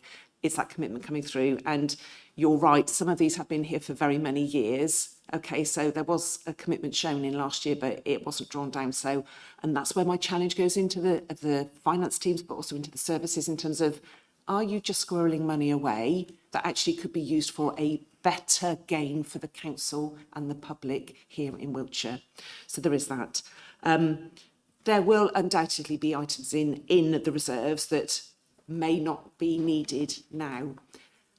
And our business changes on a daily basis, and that position changes on a daily basis. So this is with the best of the knowledge at a point in time, but it needs to be done on a frequent basis to make sure then that we are always really clear about where our resources are and what they are funding, and are they prioritised correctly.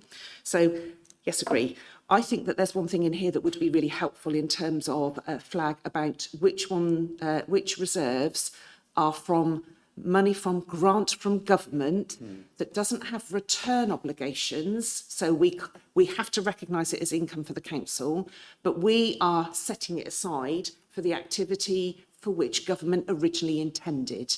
And I think that would really help in terms of what if it is our money in inverted commas, what if it has come from funding from government that is for specific activity, because that actually is a really easy thing for us to be able to kind of highlight, because then that actually is clearer in terms of what type of freedom do we have over some of these items. But there are other things in there that we do have other kind of freedoms and flexibilities. So things like extended producer rights grant from government, given to us as part of our, I'm going to say, general funding from government.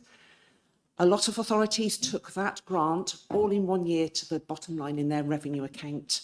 Rather than us, we were very wise in terms of that money and have set money aside because we know that our waste services are going to have to do some significant changes to be able to meet all of the obligations under new regulations. So we've taken a decision to do that. Many other authorities haven't. So again, there's many nuances in terms of some of these items.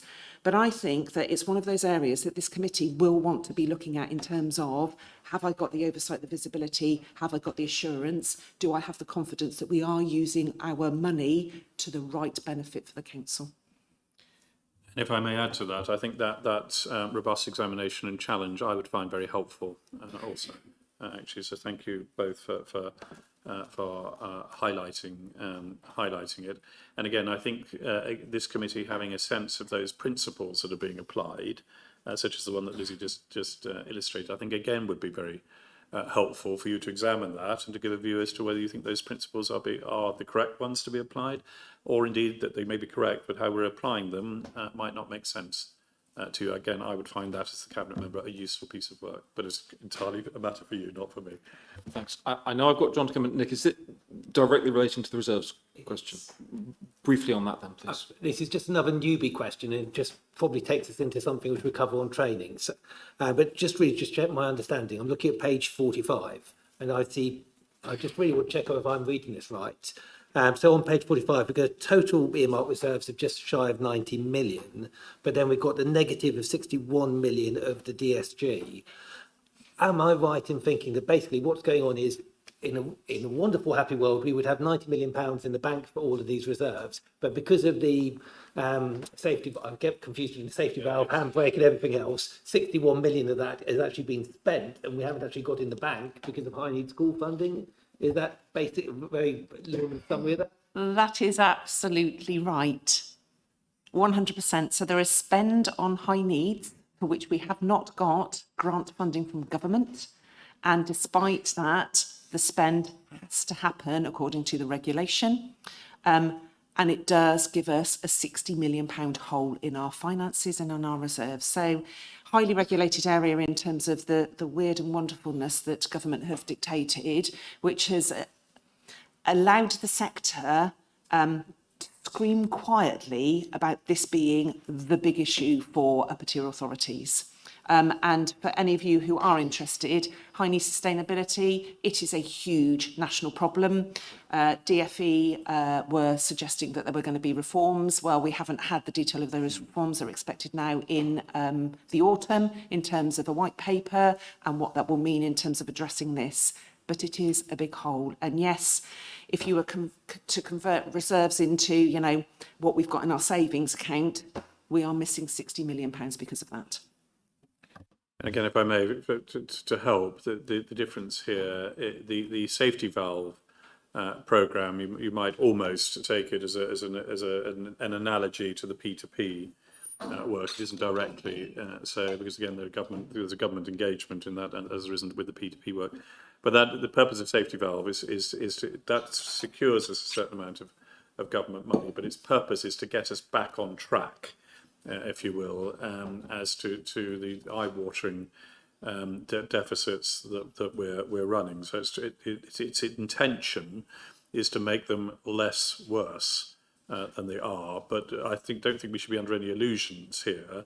And again, this may be it's a matter entirely for you that you may want to have a look at and satisfy yourselves around. And that is part of the work that our portfolio holder for finance, Andrew Griffin, is undertaking, is to get into with the positive support from the cabinet member for children and education, is to get into the financial elements of this, not the provision, understanding where we will get our best bang for our buck in terms of providing what parents and children need, but in a more cost-effective manner. And again, Richard and other cabinet members around the table will be very familiar with this. I think it might be helpful through you, Lizzie, if other colleagues around this table become more familiar with that area of work. Thank you.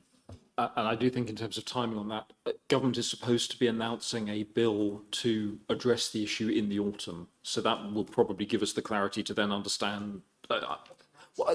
I'm okay. Government has said they will introduce a bill in the autumn to address the issue. Okay. Whether it will or not, I think, is the question that we as a scrutiny committee probably then want to have an understanding of once we've got to that point. But yes.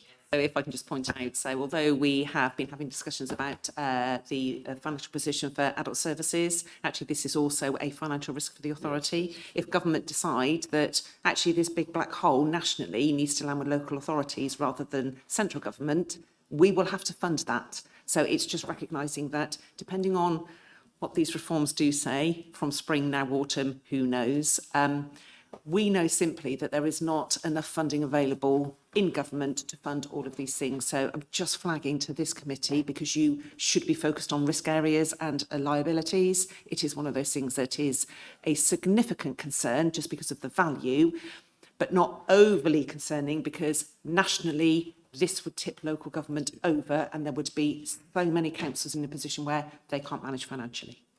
And part of our training will need to touch on what a Section 111 notice is. Well, and about, I think it's 156, 158 councils would instantly be issuing a 114 notice should that happen. But that's something perhaps for another day. John. Thank you, Richard. Another newbie question, if I may, please, Lizzie. It's just taking you back to what you were saying earlier about the provisions for bad debts in the income. Now, I wasn't quite clear from your very helpful explanation going into the detail. I understood most of that, but finally, in the figures we're looking at in that table, we looked at the table on page 12 of income and expenditure. Those income lines, are you saying they have been adjusted for provisions for bad debts, or is that something that hasn't happened yet and you need to do in the future? So the income in services recognises the income. Yeah. When that income reaches that long journey of having to be written off because it is irrecoverable, and there is a formal assessment in terms of lots of steps, that income will then be reduced by the value of the write-off. In terms of the provision for bad debt, that doesn't sit in service. That actually sits in the area. If you roll to table 40, it's actually in the corporate, no, it's not. It's in finance and investment income and expenditure, because it's a technical assessment of our loss exposure, our credit loss exposure in our financing terms. So that's where that is. Now, every year there's an assessment. Sometimes it increases, sometimes it reduces. That will then go into that line in the account. So again, it's one of those funny things, highly regulated. Why do we have to account for it like we do? Because government tell us that that's the way we have to do it. Very difficult to explain that, well, your provision isn't then reducing your income in your services. No, it's not, but it does when the write-off happens. So hopefully that, again, sorry, very technical, lots of, detail in terms of some of these items. And if anybody, I'm going to offer the geek out now, if anybody is interested in any particular aspects of local government finance, I'm happy to do separate sessions in terms of some of these highly technical areas about how we actually account for some of these items. As you can imagine, the complexities around this. Accountants, trained for 4 years to be able to do some of this stuff. Well, actually, it takes another 4 or 5 years at least to be able to get yourself familiar with the breadth of all of the finances across the council. Quick Please, follow-up, John. just very quickly then. So what you're saying is what we're looking at here is what we have to do for public consumption, but internally we could in fact adjust those figures to give a more realistic view of the position. Service by service? So this is where debt reporting is actually really important, and the debt reporting should be service by service. So what income do you have? What have you recognised? It's a certain amount. How much debt is outstanding? But what are the brackets of the agedness of that debt? Because as debt ages, it becomes much more risky, much more difficult to recover. And it's that is required in terms of that assessment. How we technically provide for an element of that kind of feels neither here nor there. What's important is how you are managing the recovery of your income and those debts. And that's the bit that's really important. And if we are able to, if we can do, graphs in terms of the position of those buckets of aged debt per service and see how that is changing period on period is helpful. Although we have to be mindful of, if we only bill twice a year, you'll get a big peak. in a certain bracket, and then it will potentially reduce. We also need to be mindful of any particular large debts that are, managed at a particular area, that we are able to flag and understand the mechanics. So reporting is the first step, then the understanding is that kind of understanding the insight associated with that position for the council. So if we can do debt reporting service by service, it will be much richer position in terms of, so what is the risk associated with the service area? Thank you. So as you probably, I beg your pardon, as you probably gather, there's quite a lot of work going on in this area, and there is an aspiration that as we move further into, I'm not going to commit to Q1 because I'm not sure we'll be ready, but that this will form part of the reports that you would receive. So there would be greater transparency and visibility around debt. There's also a piece of work and which will come actually to your sister committee in audit and governance here in policy terms, and I can see over my shoulder on the screen that the chair of that committee is present. So Mike knows this is heading in his direction, and there is a particular piece of work, as you would expect, within the P2P programme around debt, of examining exactly the issues that Lizzie is raising here about where is that debt, how aged is that debt, what are our prospects for recovery of that debt, because these are significant pieces of money, and that comparator has also been undertaken with at least one other local authority in our comparator group as to whether the scale of debt is whether we're completely out of kilter in terms of our scale of debt, and the broad answer to that is no, we're not. Now that's which is reassuring at one level. Also, I think prompts a question about, well, are we all mediocre at doing this? Not in any way suggesting we are, but there is some significant work underway here. And again, in due course, Richard, it would be relevant and pertinent to bring this back to you. Okay, thank you. Do we have any further questions on this report? Ian? Sorry, correct me if I'm just being stupid here, but I think you said table 14. I can't find it. I can find a 13 and a 15. Page 14. Page 14, thank you. Sorry. Thank you. So it's the table that explains the, well, I think it's page 14. Rich is looking at me confused now. Page 40, 40. 40 is 40. Yes. 40, in terms of the overall position for the council. So that's where you see each individual kind of reporting line in terms of our service areas.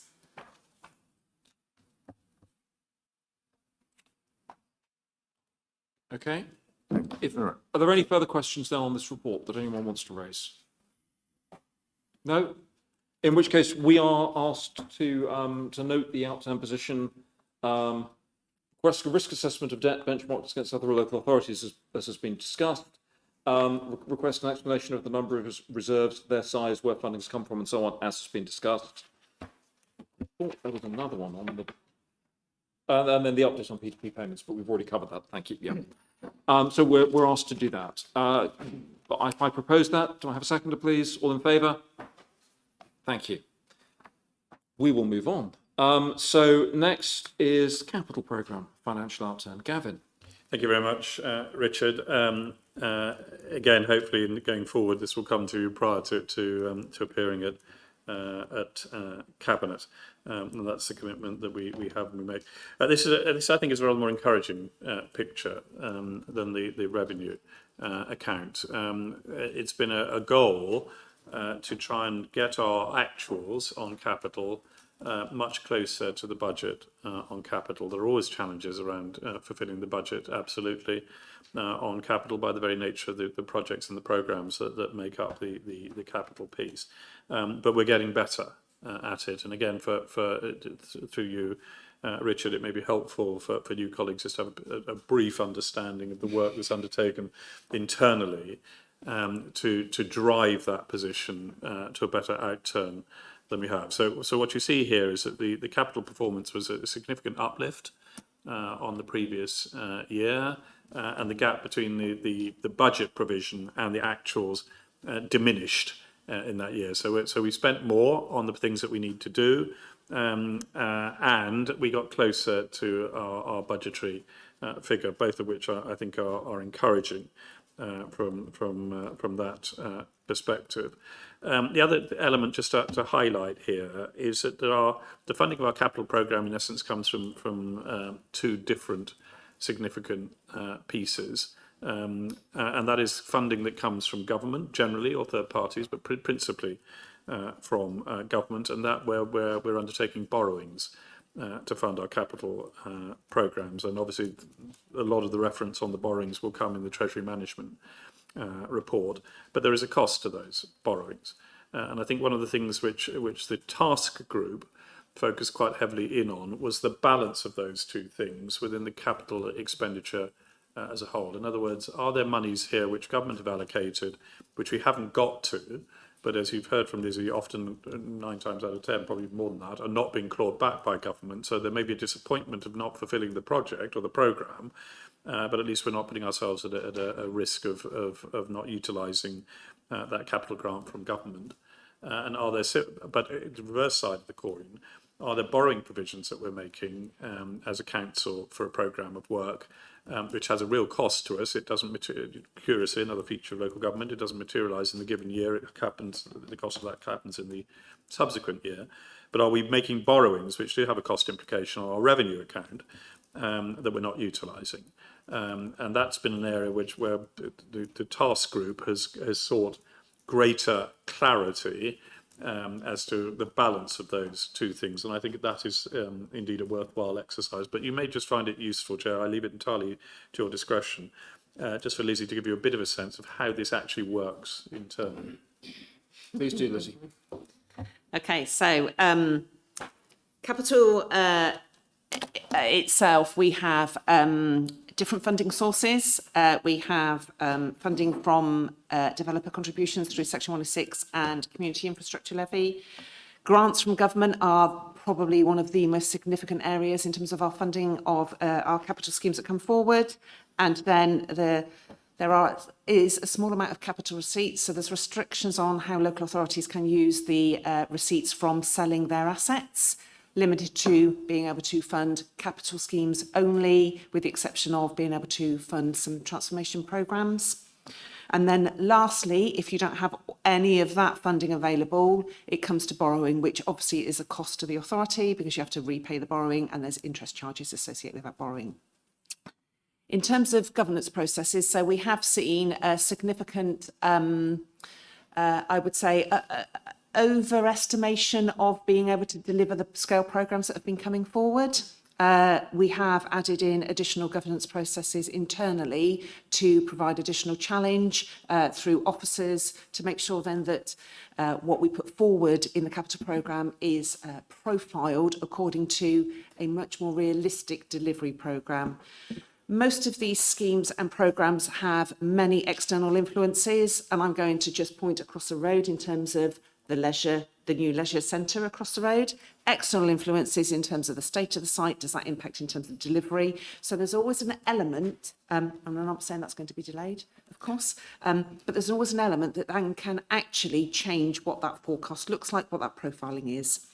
Where we have funding from government through grants that have not been spent yet, that is sat in grants unapplied, so a part of our funding that we haven't yet applied. Quite a technical area in terms of spend and funding, and people quite often get confused about those two elements. It is really important, and we are still making improvements in terms of the links when people are saying that there is, they call it slippage, so where there are delays in the programme from where they originally anticipated the programme to be spending. It's called slippage because the spend slips into future years. Where there is slippage, it is really important for people to understand the funding of those schemes, because there's a direct correlation of the capital programme into our revenue. So the previous report, the costs associated with our borrowing, because that hits revenue. If there is movement, then there will absolutely be a direct impact on our revenue budget. I think I need to do a completely separate session with you all in terms of the capital and the mechanics of this, because there are, again, highly regulated, very complex in some areas. I try to make it as relevant and, practical in terms of your own personal experiences but there are some funny rules associated with capital that government place on us, because what they don't want to do is erode the value of the assets that the government in totality owns across the nation. Sorry, quite technical, always willing to get into the geek. No problem. I've got people who are twitching to talk. Pauline got in there first, so we'll have Pauline, then Alan, then Ian. Thank you very much. I mean, I do have a question around the capital programme slippage, but I might bring that into my Treasury question, because obviously it has an impact on Treasury. In the items that we are asked to note, there's 2 lines in there regarding the removal of funding from the council house build programmes. So we've got almost £250,000 over the next 2 years, last year and this coming year, where we are removing funding from that programme. I mean, I'm obviously very interested, bearing in mind my question to full council around selling council houses and that trend to do so. So I'm obviously wondering whether this is a prudent decision, bearing in mind that are we actually meeting our obligations as a social housing provider if we're also selling council houses but removing money to build new, more cost-efficient ones? So this item in particular will be to ensure that the reporting in the capital programme aligns with the reporting in the HRA that goes to the Housing Board and then on to Cabinet and full council in terms of the build programme there. So it is an alignment of that. I would suggest, again, we need a separate session on the HRA, the mechanics of that, the business plan, what does that look like? Because there has been significant change in that programme being suggested. There's a programme of works, but there is a balance of those programme of works in terms of building council houses, about affordability and making sure we aren't burdening the HRA itself with debt that it cannot manage over that programme. It's not just about new houses. We have to make sure that we are maintaining the standard of our current council houses as well, which is also in the programme. So there is a balance across the whole of the HRA business plan itself to make sure then that we are balancing additionality, balancing the actually standard of what we currently have, as well as that affordability for the future. And the business plan for the HRA is significant in period. Because of its technicalities, we also have expertise, that we have advisors helping us work through that business plan, because there are so many elements of technicalities to be able to work through to make sure then that we have the confidence that we can deliver what we are setting out. So this one is just aligning to that business plan. And certainly, if I may, that in terms of the politics of this, there's no intention to diminish provision of new council housing. In fact, quite the opposite. And again, I'm sure colleagues will be aware, the government is also making announcements in this space around how to fund and how to incentivise local authorities to do that, which needs to be factored into the calculations here. So there's certainly the administration has no intention of walking back on commitments that have been made, and generally has a desire to see if it can do going forward. Hopefully that's helpful. It is very helpful, thank you, and reassuring. Thank you. Thank you. So I think, Alan and then Ian. Thank you, Richard. Yeah, I was wondering also whether, and this may be ultra virus, but I was wondering whether we could also talk about money that we have access to, capital funding that we have access to. I don't, and I need a lot of updating on this, but I mean, it used to be the Housing Corporation and it was Homes England. We're talking more about social housing than things in our direct capital programme. But also when you talk about government grants, are any of those that we have to bid for rather than funding that is allocated according to a distribution formula? And in those, is it possible to find out how successful or unsuccessful Wiltshire has been in terms of generating that income through bidding and through funding that we have access to, although it doesn't necessarily form part of our capital programme? And that way we'd get a broader picture of the social housing picture rather than just the directly managed. Quite a detailed question. I would suggest that we do need a separate session on the HRA in terms of all of those funding streams, how we are currently proposing to fund the build programme that we've got and the rest of the capital programme for the HRA, and really around are we maximising all of those opportunities versus balancing the delivery of what we've currently got as well. So I think that's really important for you to be able to challenge at that point when you've got much more of those mechanics. Now, this landscape has changed, but is also changing, as Councillor Grant has just said, in terms of grants that will be available to be able to support an awful lot more additionality in this space. And it's really important that you get the assurance that we are doing things at the scale that you want us to in terms of that, but doing it safely and in a managed way as well. And that perhaps highlights one of the issues we're going to have with the Environment Select to specifically have a remit regarding housing, but for us to perhaps look at something around the financing of the HRA, I think would probably make sense because it gets really quite complex and would benefit from, hopefully, by the time we get to it, a group of people with a much better understanding of the complexity of the financing. Sorry, did you want to come in, Gavin? No, Richard, that's absolutely fine. You covered the point. Is it on the same topic, John? Otherwise, I've got Ian first. Okay, go on. But do use your mic, please. Thank you. Yeah, I just trying to absorb what you were just saying there, Lizzie, about the when you're talking about the underspend.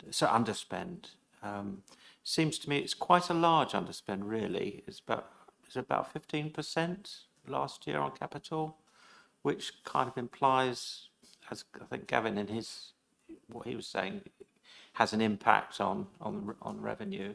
Yeah. So I'm going to be quite technical here in terms of it is not an underspend. It is just about the timing of the spend being delayed from when it was previously anticipated. An underspend means that actually it won't be required, and we're not saying that in the programme. That's why we call it slippage, because there is the intention, absolutely, that spend will occur. It's just happening later. Where these schemes are funded by borrowing, although the next paper is the Treasury Management paper, and going out to the market for borrowing is a Treasury Management decision, not if a scheme is funded by borrowing, we don't automatically go out to the market for debt to fund that, because there may be other kind of cash and decisions to make around the borrowing. But there is an assessment of the borrowing impact of that scheme. If we have spend in last year that is funded by borrowing, that goes into the budget for this current year. So this is why it is absolutely critical that our forecasting is as realistic and right as possible, because what we do not want to do is set aside money in the budget to fund borrowing when we are not going to be borrowing. And that isn't right or appropriate, because that's council taxpayers' money coming to us when we don't actually need it. So that is why we've added additional rigour and governance in our processes to provide that additional challenge. Are we there yet with getting it accurate? We absolutely are not, and we continue to do that challenge in that space to make sure then that forecasts are realistic. So again, technical, there are two elements to the assessment and the impact on the revenue budget. There is a payment in lieu of principal, because we don't account for a principal charge, but it's in lieu of a principal, and that's called minimum revenue provision, or MRP. You will get that. Just take that as being the principal debt repayment, and then there's obviously the interest cost. Now, over borrowings, if it is an asset, we would spread that borrowing over the life of the asset. A building could be up to 40, 50 years. 50 years of interest is not insignificant when you're looking at the value of these schemes. So it is absolutely important that we get this as right as we can. Thank you. Thank you. Ian. Thanks both. And I'm really gratified to see that gap closing or whatever. And I understand entirely your treasury management aspect of understanding the gap and the timing of things. I'm going to come back to what I was saying in scrutiny. And a lot of what I will tell you drove the decision making about that thing over the road and what we did elsewhere was the risk and the avoidance of risk, i.e. do it on our own land, do it on our own thing, therefore you're not dependent on others, etc.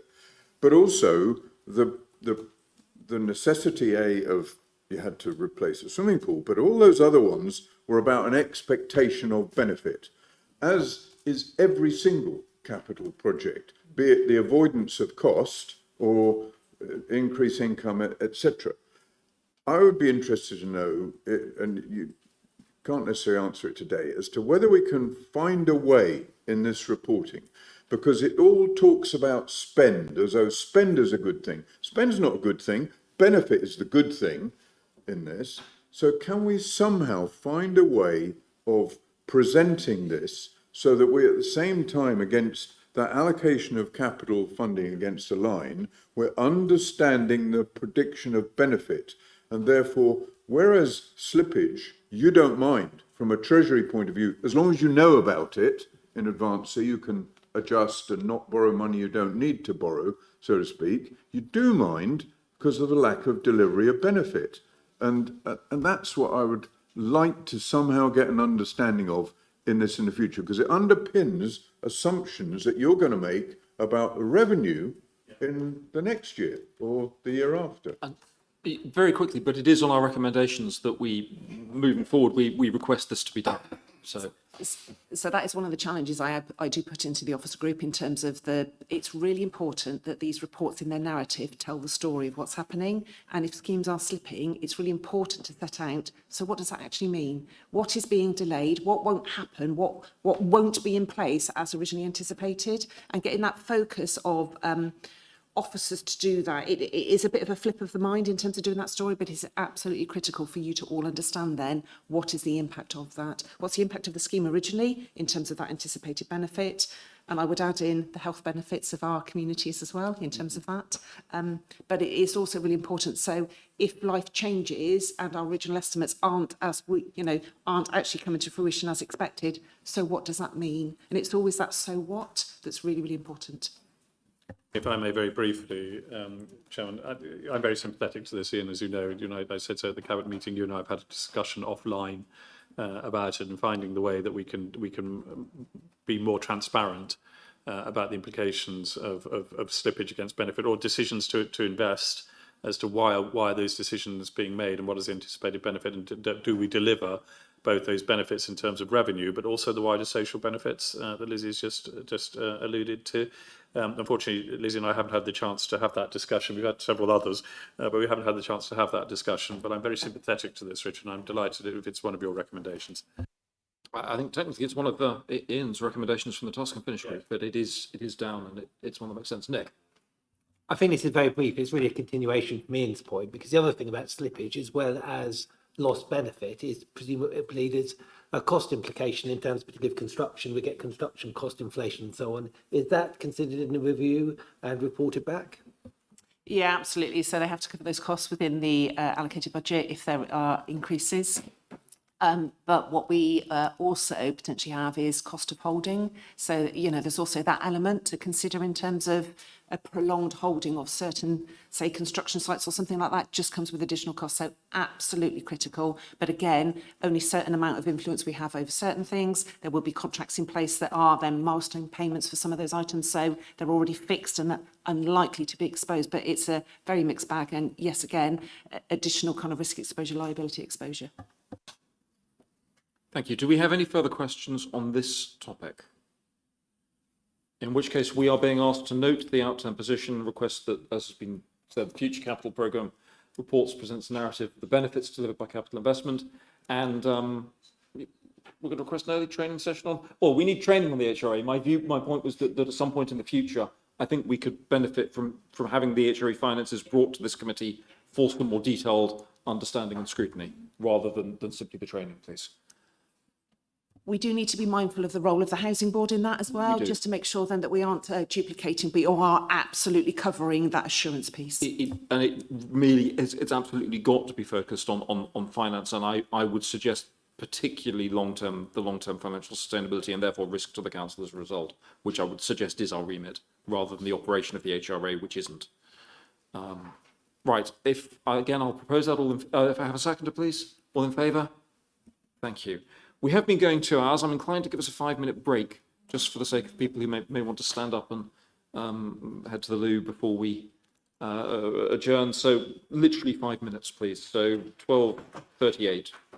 5 minutes. So please, if we can come to the last of our agenda items, Treasury Management Outturn Position. Gavin, over to you. Yes, I'll be brief on this, Chairman. Colleagues will be relieved to know, because obviously this one has gone through full council. Indeed, Pauline asked a very typically vigorous and detailed question at full council, which I have spoken to Lizzie about. This is often the driest of these three reports, but in many ways it is, I think, the most important actually. Because this is where we deal with the use of the council's money and the exposure that the council has, and therefore an element of risk in that exposure. Much of which relates to the previous discussion we were just having around capital projects. Again, for those who are relatively new to the committee and deciphering some of the commentary in the various documents associated with our borrowings. The Public Works Loans Board, by the way, is the PWLB, and the Housing Revenue Account is the HRA. And you'll see in Appendix 1 the differentiation. Obviously, the general fund that's referred to there is Wiltshire Council's general fund.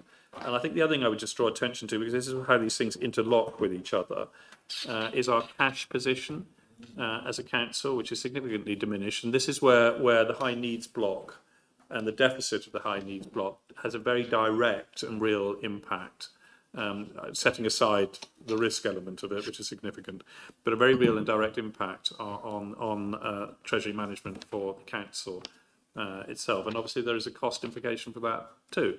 If we're diminishing our cash position because of that aspect, then that cash can't be used in other forms and particularly in revenue generation. So it's an important area.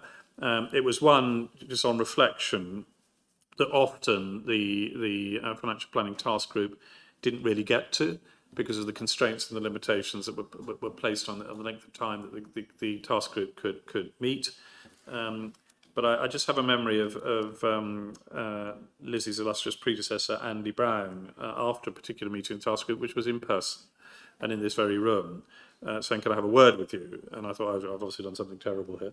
And he said, I just thank you for raising the question about a Public Works Loans Board borrowing that we'd taken, which is in these papers, which was very significant, and just asking about the timing of that and the logic of why we'd undertaken it. Now, it was a very shrewd move, I have to say, which is typical of Andy and of Lizzie in the management of this work. But his point was that's dealing with that was a loan of in excess of I believe 100 million, if I remember correctly. And his point was, rarely, in his experience, were such matters questioned by a scrutiny group because of the nature of them, whereas there would be intense scrutiny on much smaller figures, which didn't create the same level of risk for the council. So it's an earnest hope. And I'm sorry we're coming to it at the end of a long session, and maybe we should think about reversing the order of these discussions at some point, but that's a matter for you.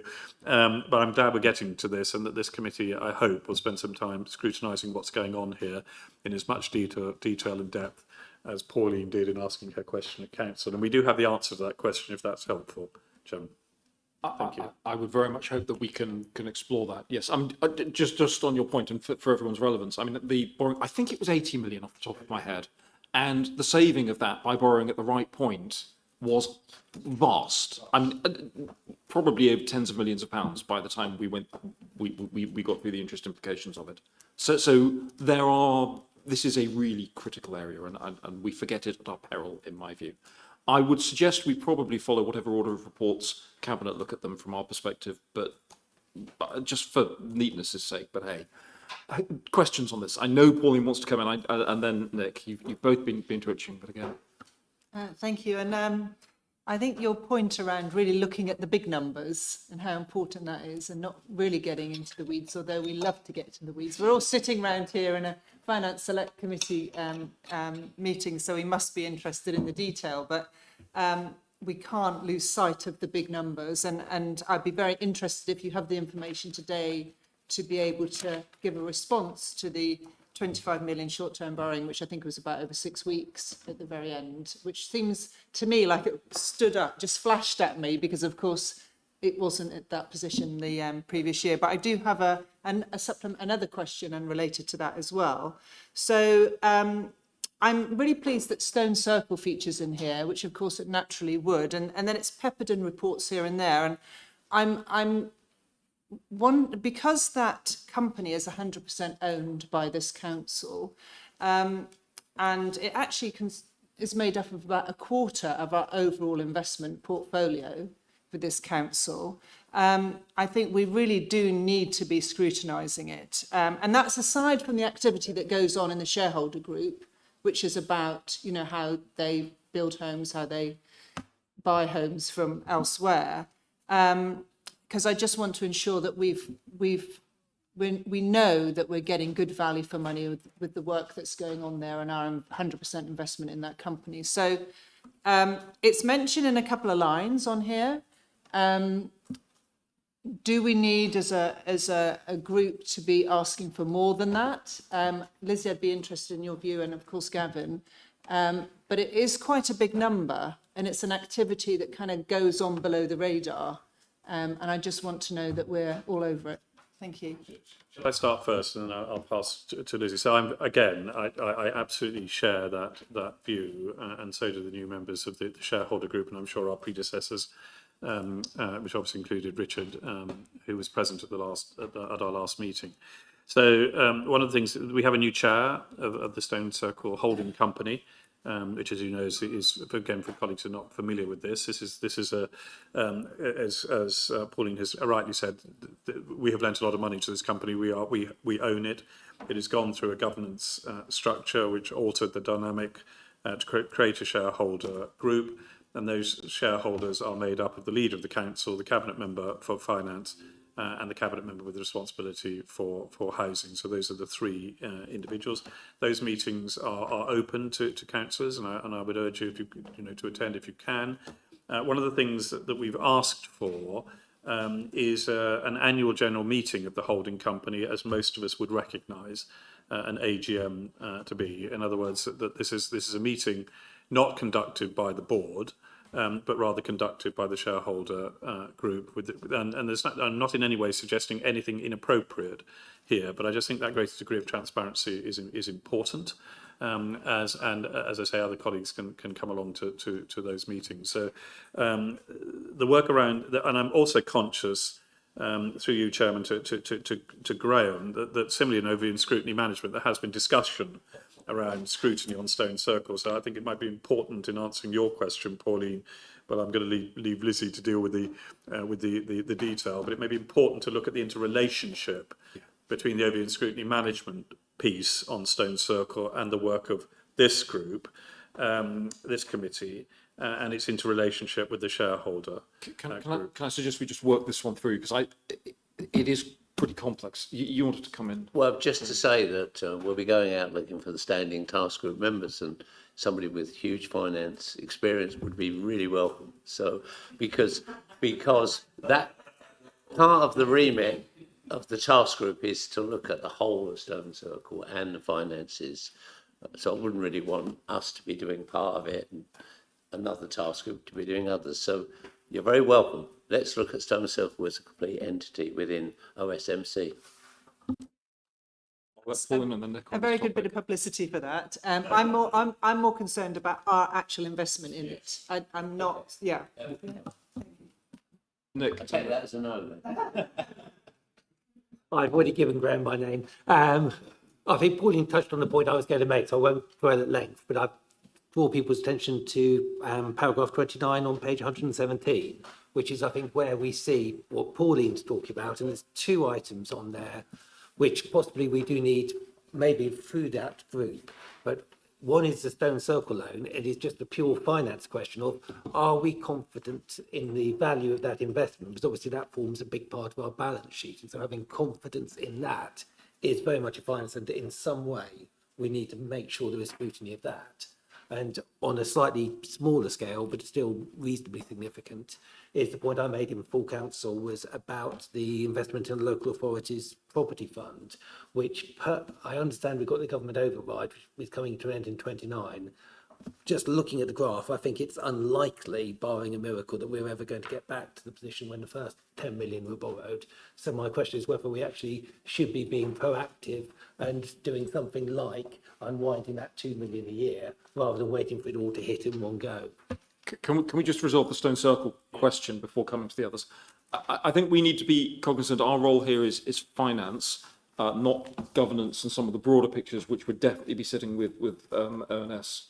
So, would it make sense for this group, your group, to meet, have a chance to do whatever work it is going to do, to see the report that comes out of that, and then perhaps make a judgment if there is something specific from a financial point of view that we wanted to look at in more detail? Yeah, and if you had any suggestions of what we should be looking at, then by all means, let's work across the groups. And I will see if I can find time in my diary to, yeah. But if everyone's happy with that from a Stone Circle perspective, yes. Right, so there's several questions associated with this. So if I just deal with the Stone Circle one. So the value that is set out in the Treasury Management Report is the value of the loans that have been provided to Stone Circle themselves. They are a separate entity. They have their own kind of accounting regulations. And I wouldn't say they were below the line. I would say they were here operating. So it's really important for us as Wiltshire Council to understand the amount of money we have loaned to those companies and what risk there might be associated with the repayment of those loans. So important to point out that Stone Circle Housing, asset-based, it purchases houses. That's obvious from the name, and there's value in those assets. This is a long-term investment for us. So even if we were to say the assets at this point are not worth the value that we have in terms of loans, there is an absolute expectation that, as we see in housing markets, yes, we see peaks, yes, we see troughs, but over the longer term, you do see a general increase in the value of those assets in terms of bricks and mortar. It doesn't mean, though, that if you look at Stone Circle accounts themselves, how do they recognise the value of those houses? It will not be in market value. It will be in a calculation of rent to be received from those properties. So I don't want you to be horrified if you were to look at Stone Circle accounts and going, there's a huge gap there between what they're recognising in assets and what the council is saying they have loaned Stone Circle. So again, it's just being cognisant of all of these weird and wonderful kind of technical accounting things, but what does it really mean for the council? And Pauline, your comments have just made me think that actually I think we can make an improvement, particularly in either the Treasury report or the capital report, in terms of what does that exposure look like, and have a separate section that says more about that and the council risk within one of those reports. So have a section that pulls all of those bits together, because I think that's really beneficial in terms of that transparency, rather than trying to find it in different kind of areas across these reports. Let's get a section in one of the reports where it fits the neatest in terms of that risk exposure. And that probably will be the Treasury Management papers in terms of that. We have 3 papers a year for Treasury Management. One of them sets a strategy, one is a mid-year report, and then we have the out-term report. So then we could do that kind of consolidation of that overall piece in those reports. I think that would be a really good improvement in terms of that reporting. So then specifically to 2 questions. One of them... So just and on that, I would urge all members who are interested in this to attend the shareholder group. There is an awful lot more detail there that will provide a great degree of assurance in terms of asset values and loans and the situation, or assurance or lack of assurance, depending on what you make of it. But I would urge attending that. Yeah, thanks, Richard. And then to the 2 specific questions that were raised, and, you know, apologies, I wasn't at full council. So the first one about temporary cash flow borrowing, it does stick out like a sore thumb, doesn't it? Honestly, we don't usually see this, but it is absolutely short-term cash flow borrowings. And it is as a consequence of several things. So we have seen a significant increase in terms of spend in the capital programme. we were seeing around 110, maybe up to 115 million pounds worth of spend in the capital programme. You can see that is significantly increased over the 24-25 financial year. That impacts on the cash that we have. But the biggest impact is that £60 million cash hole in DSG, high needs DSG. That is causing us, significant cash flow restrictions that we have not seen in prior years. We are also under borrowed, so there's an assessment of the spend that we have in the capital programme that is funded by borrowing versus the borrowing that we have undertaken. That also impacts in terms of that position. And the reason why it's not just a week or two of borrowing over that period to minimise the amount of interest that the council is exposed to. The market doesn't allow us to do very, very short-term borrowing. The minimum is usually a month. Sometimes when you go to the market, you are only able to get a three-month borrowing. So it is the market that dictates how short a period we can borrow for. And we make a judgment almost on a daily basis in terms of, do we go for short-term borrowing? What is the cost of that for that period? Do we go for longer-term borrowing that then gives us stability around more of those cash holdings? But of course, with that comes additional cost in terms of interest. How do you balance that across the piece? So there are many decisions to be made in terms of some of those items. So yes, it was short-term cash borrowing. And then the last item in terms of the holdings in the property fund. So that is, again, held for the long-term expectation that is that the properties, in terms of their market value, will increase over the period on which we have invested in that. Fixed regulation at the moment in terms of how we account for that. So any assessment of loss between what we purchase, so the spot price on which we purchase those investment blocks versus the valuation of them, has to be accounted as it currently does. It goes off into, a quasi-weird reserve somewhere that's not really recognised. The government set accounting regulations to try and minimise volatility on the council taxpayer, because if we were to take hits in terms of these valuations year on year, how would you set your council tax? You would potentially need to increase your council tax by, say 7% to cover an anticipated loss. Or 1 year, actually, you might have a gain in terms of valuation, which means then you wouldn't have that. So the government set those regulations in terms of trying to smooth out some of these impacts on the council taxpayer. Yes, there is an override only for a set period. At the moment, the regulation says that current investments are covered by this, anticipated that current investments will continue to be covered by an override, but new investments in these type of pooled funds will not be covered by an ongoing override. So it's another one of those overrides that we have there, and there may be exposure. If it comes to a point where the override is taken off and we have to recognise either a gain or loss, my recommendation, if it was a gain, would be to put the money aside into a reserve to manage that financial risk of these volatilities. If it is a loss, we would have to recognise that loss in 1 year. Now, if there is a proposal from, as part of budget setting, that you want to manage the risk of this override being removed in any given year, you would have to set aside money in your future budget, so either a budget for next year or future years, depending on when you think that risk is going to materialise, to manage that financial impact in that year. You couldn't do it from the current accounting for those investments. So again, highly regulated, but it is something that does need to be considered in terms of a risk of that regulation changing. Although that sounds like one for the administration to be making the judgment on. You wanted to come back in, Pauline? Thank you. I just want to come back in on the short-term borrowing at the year end.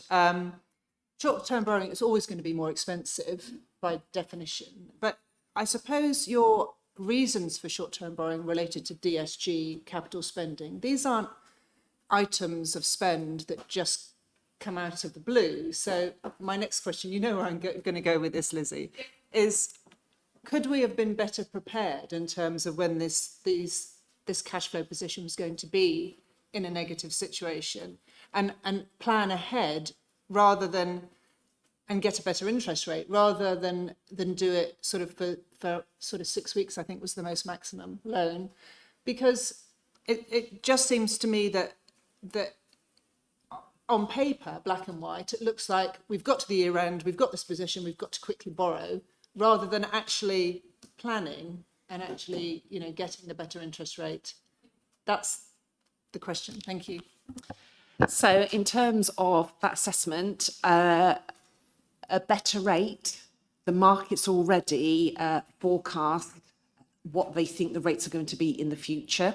So if there is a prediction of rate increases, they will already automatically have included that in their assessment of an interest rate, say for a year. The minimum we can borrow from PWOB is a year. So we would have to take a year's borrowing of a certain value. Yes, we would be able to then invest that cash to be able to get some investment gain, but that would be a year's worth of interest cost associated with that borrowing rather than 6 weeks at a slightly higher rate, but overall actually is better value for money in terms of that assessment. You'll be aware, 1st of April kicks in. What do we get? We get our direct debits for our council tax and our business rates. Some business rate payers pay upfront for the whole year. So we know we have surplus of cash in that period. So there's all those judgments to make in terms of what does a year look like? What does the next year look like? What is the most cost-effective way of dealing with this? And we know that we will have to go to the markets at some point in the very near future in terms of long-term borrowing. However, rates are still kind of higher than we would like. So we are not making that commitment for the council for, say, 10, 15, 20, 40 years worth of borrowing costs when we know interest rates are still relatively high and expected to drop over the next year or so. So it is a judgment. It is an assessment in terms of the markets. We do get advice from Treasury Management advisors. So it's not just me and my team going, oh, what do we think? What does it look like? They are economists. They do understand these things. So we do check that our approach is the right approach given our situation. So hopefully that 6 weeks of a higher cost of interest actually for a year's worth of slightly less interest is actually still the best option for us. Thank you. Do we have any other questions on this topic? In which case we are asked to note the outturn, and then we've got the comments around Stone Circle and a council risk exposure to Stone Circle. I think first let's let the Stone Circle task group form and report back before we judge precisely what we want to be looking at there. But bearing in mind that our role has got to be limited to the financial. The council's financial elements and not Stone Circle's financial elements, if that makes sense. Please. The question I would say is the risk of a loan write-down, just bear in mind Cambridge's experience in the last couple of months. Oh, and Bristol, and there are many of them. It's a very valid point. And for a new council, it really is a valid point to ask. I think the quickest way to get that would be to turn up to the next shareholder meeting, which I believe is September. I believe it's September. I'd check the diary. But if we can make sure that the details of that are circulated to the committee as well. But I'm very happy to. I just don't want to get in the way of a bigger piece of work that's probably more important in terms of not more important, but critical in terms of understanding the whole context of Stone Circle, because it is more than simply the finance. So join that committee as well. That way you'll Okay, are we happy with that, with the proposals? Yep, all in favour? Thank you. That, I think, brings us to the end of the meeting. The only other thing I was just going to ask, are we getting a briefing note coming out on the impact of fair funding? And I just wonder if I don't want us to be getting into the point of sort of messing around with MTFSs and the work that needs to be done by Cabinet. But I do think for council as a whole, government is introducing what is called fair funding. And fair funding, if you're Lincolnshire, looks rather nice, and if you're Surrey, looks rather catastrophic. And Wiltshire seems to be somewhere in the middle, but a detail from the officers of what that means and what it might mean for us, I think would be sensible. It is a change in the way government funding sort of flows to councils. And I'm asking you to gaze into the crystal ball, I'm sorry, but I do want to call them. So there is... I think there absolutely is a need for us to share a briefing in terms of our assessment of the current consultation and what that includes. The issue that we do have is, by its nature, consultation may mean that the actual thing that government implements might be slightly different. So there is risk associated with that being slightly different.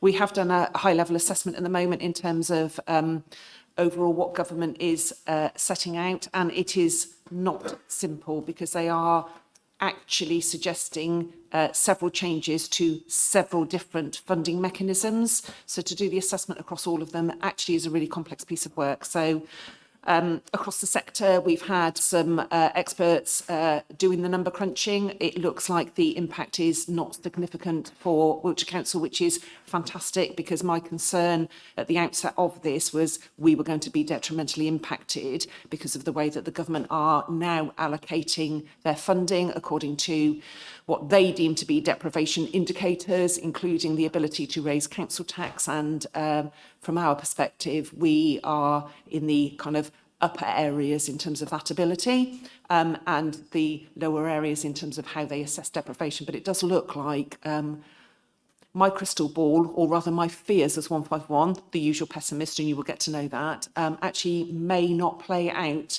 at the scale that I was anticipating. So that could be reassuring, even if we end up losing a little bit.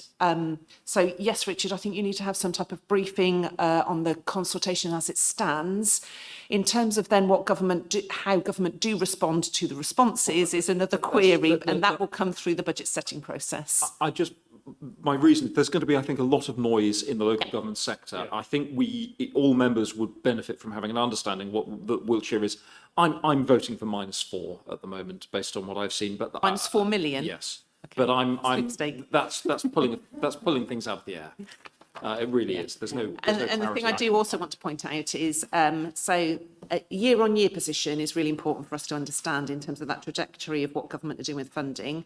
But more importantly, we need to do that comparison with what we have in the budget for next year, because actually we have assumed that some of the funding we've got this financial year is not ongoing, but we have assumed that some of it is ongoing. And it's that assessment that is really, really important in terms of, so what does that mean for our finances, setting the budget and that kind of financial sustainability bit. But equally for expectations, I mean, that's the kind of thing that the administration needs to be dealing with first, and we should then be seeing as the administration has it ready. So to manage expectation. Okay, thank you. In which case, the date of the next meeting will be circulated as soon as we've got it. So thank you.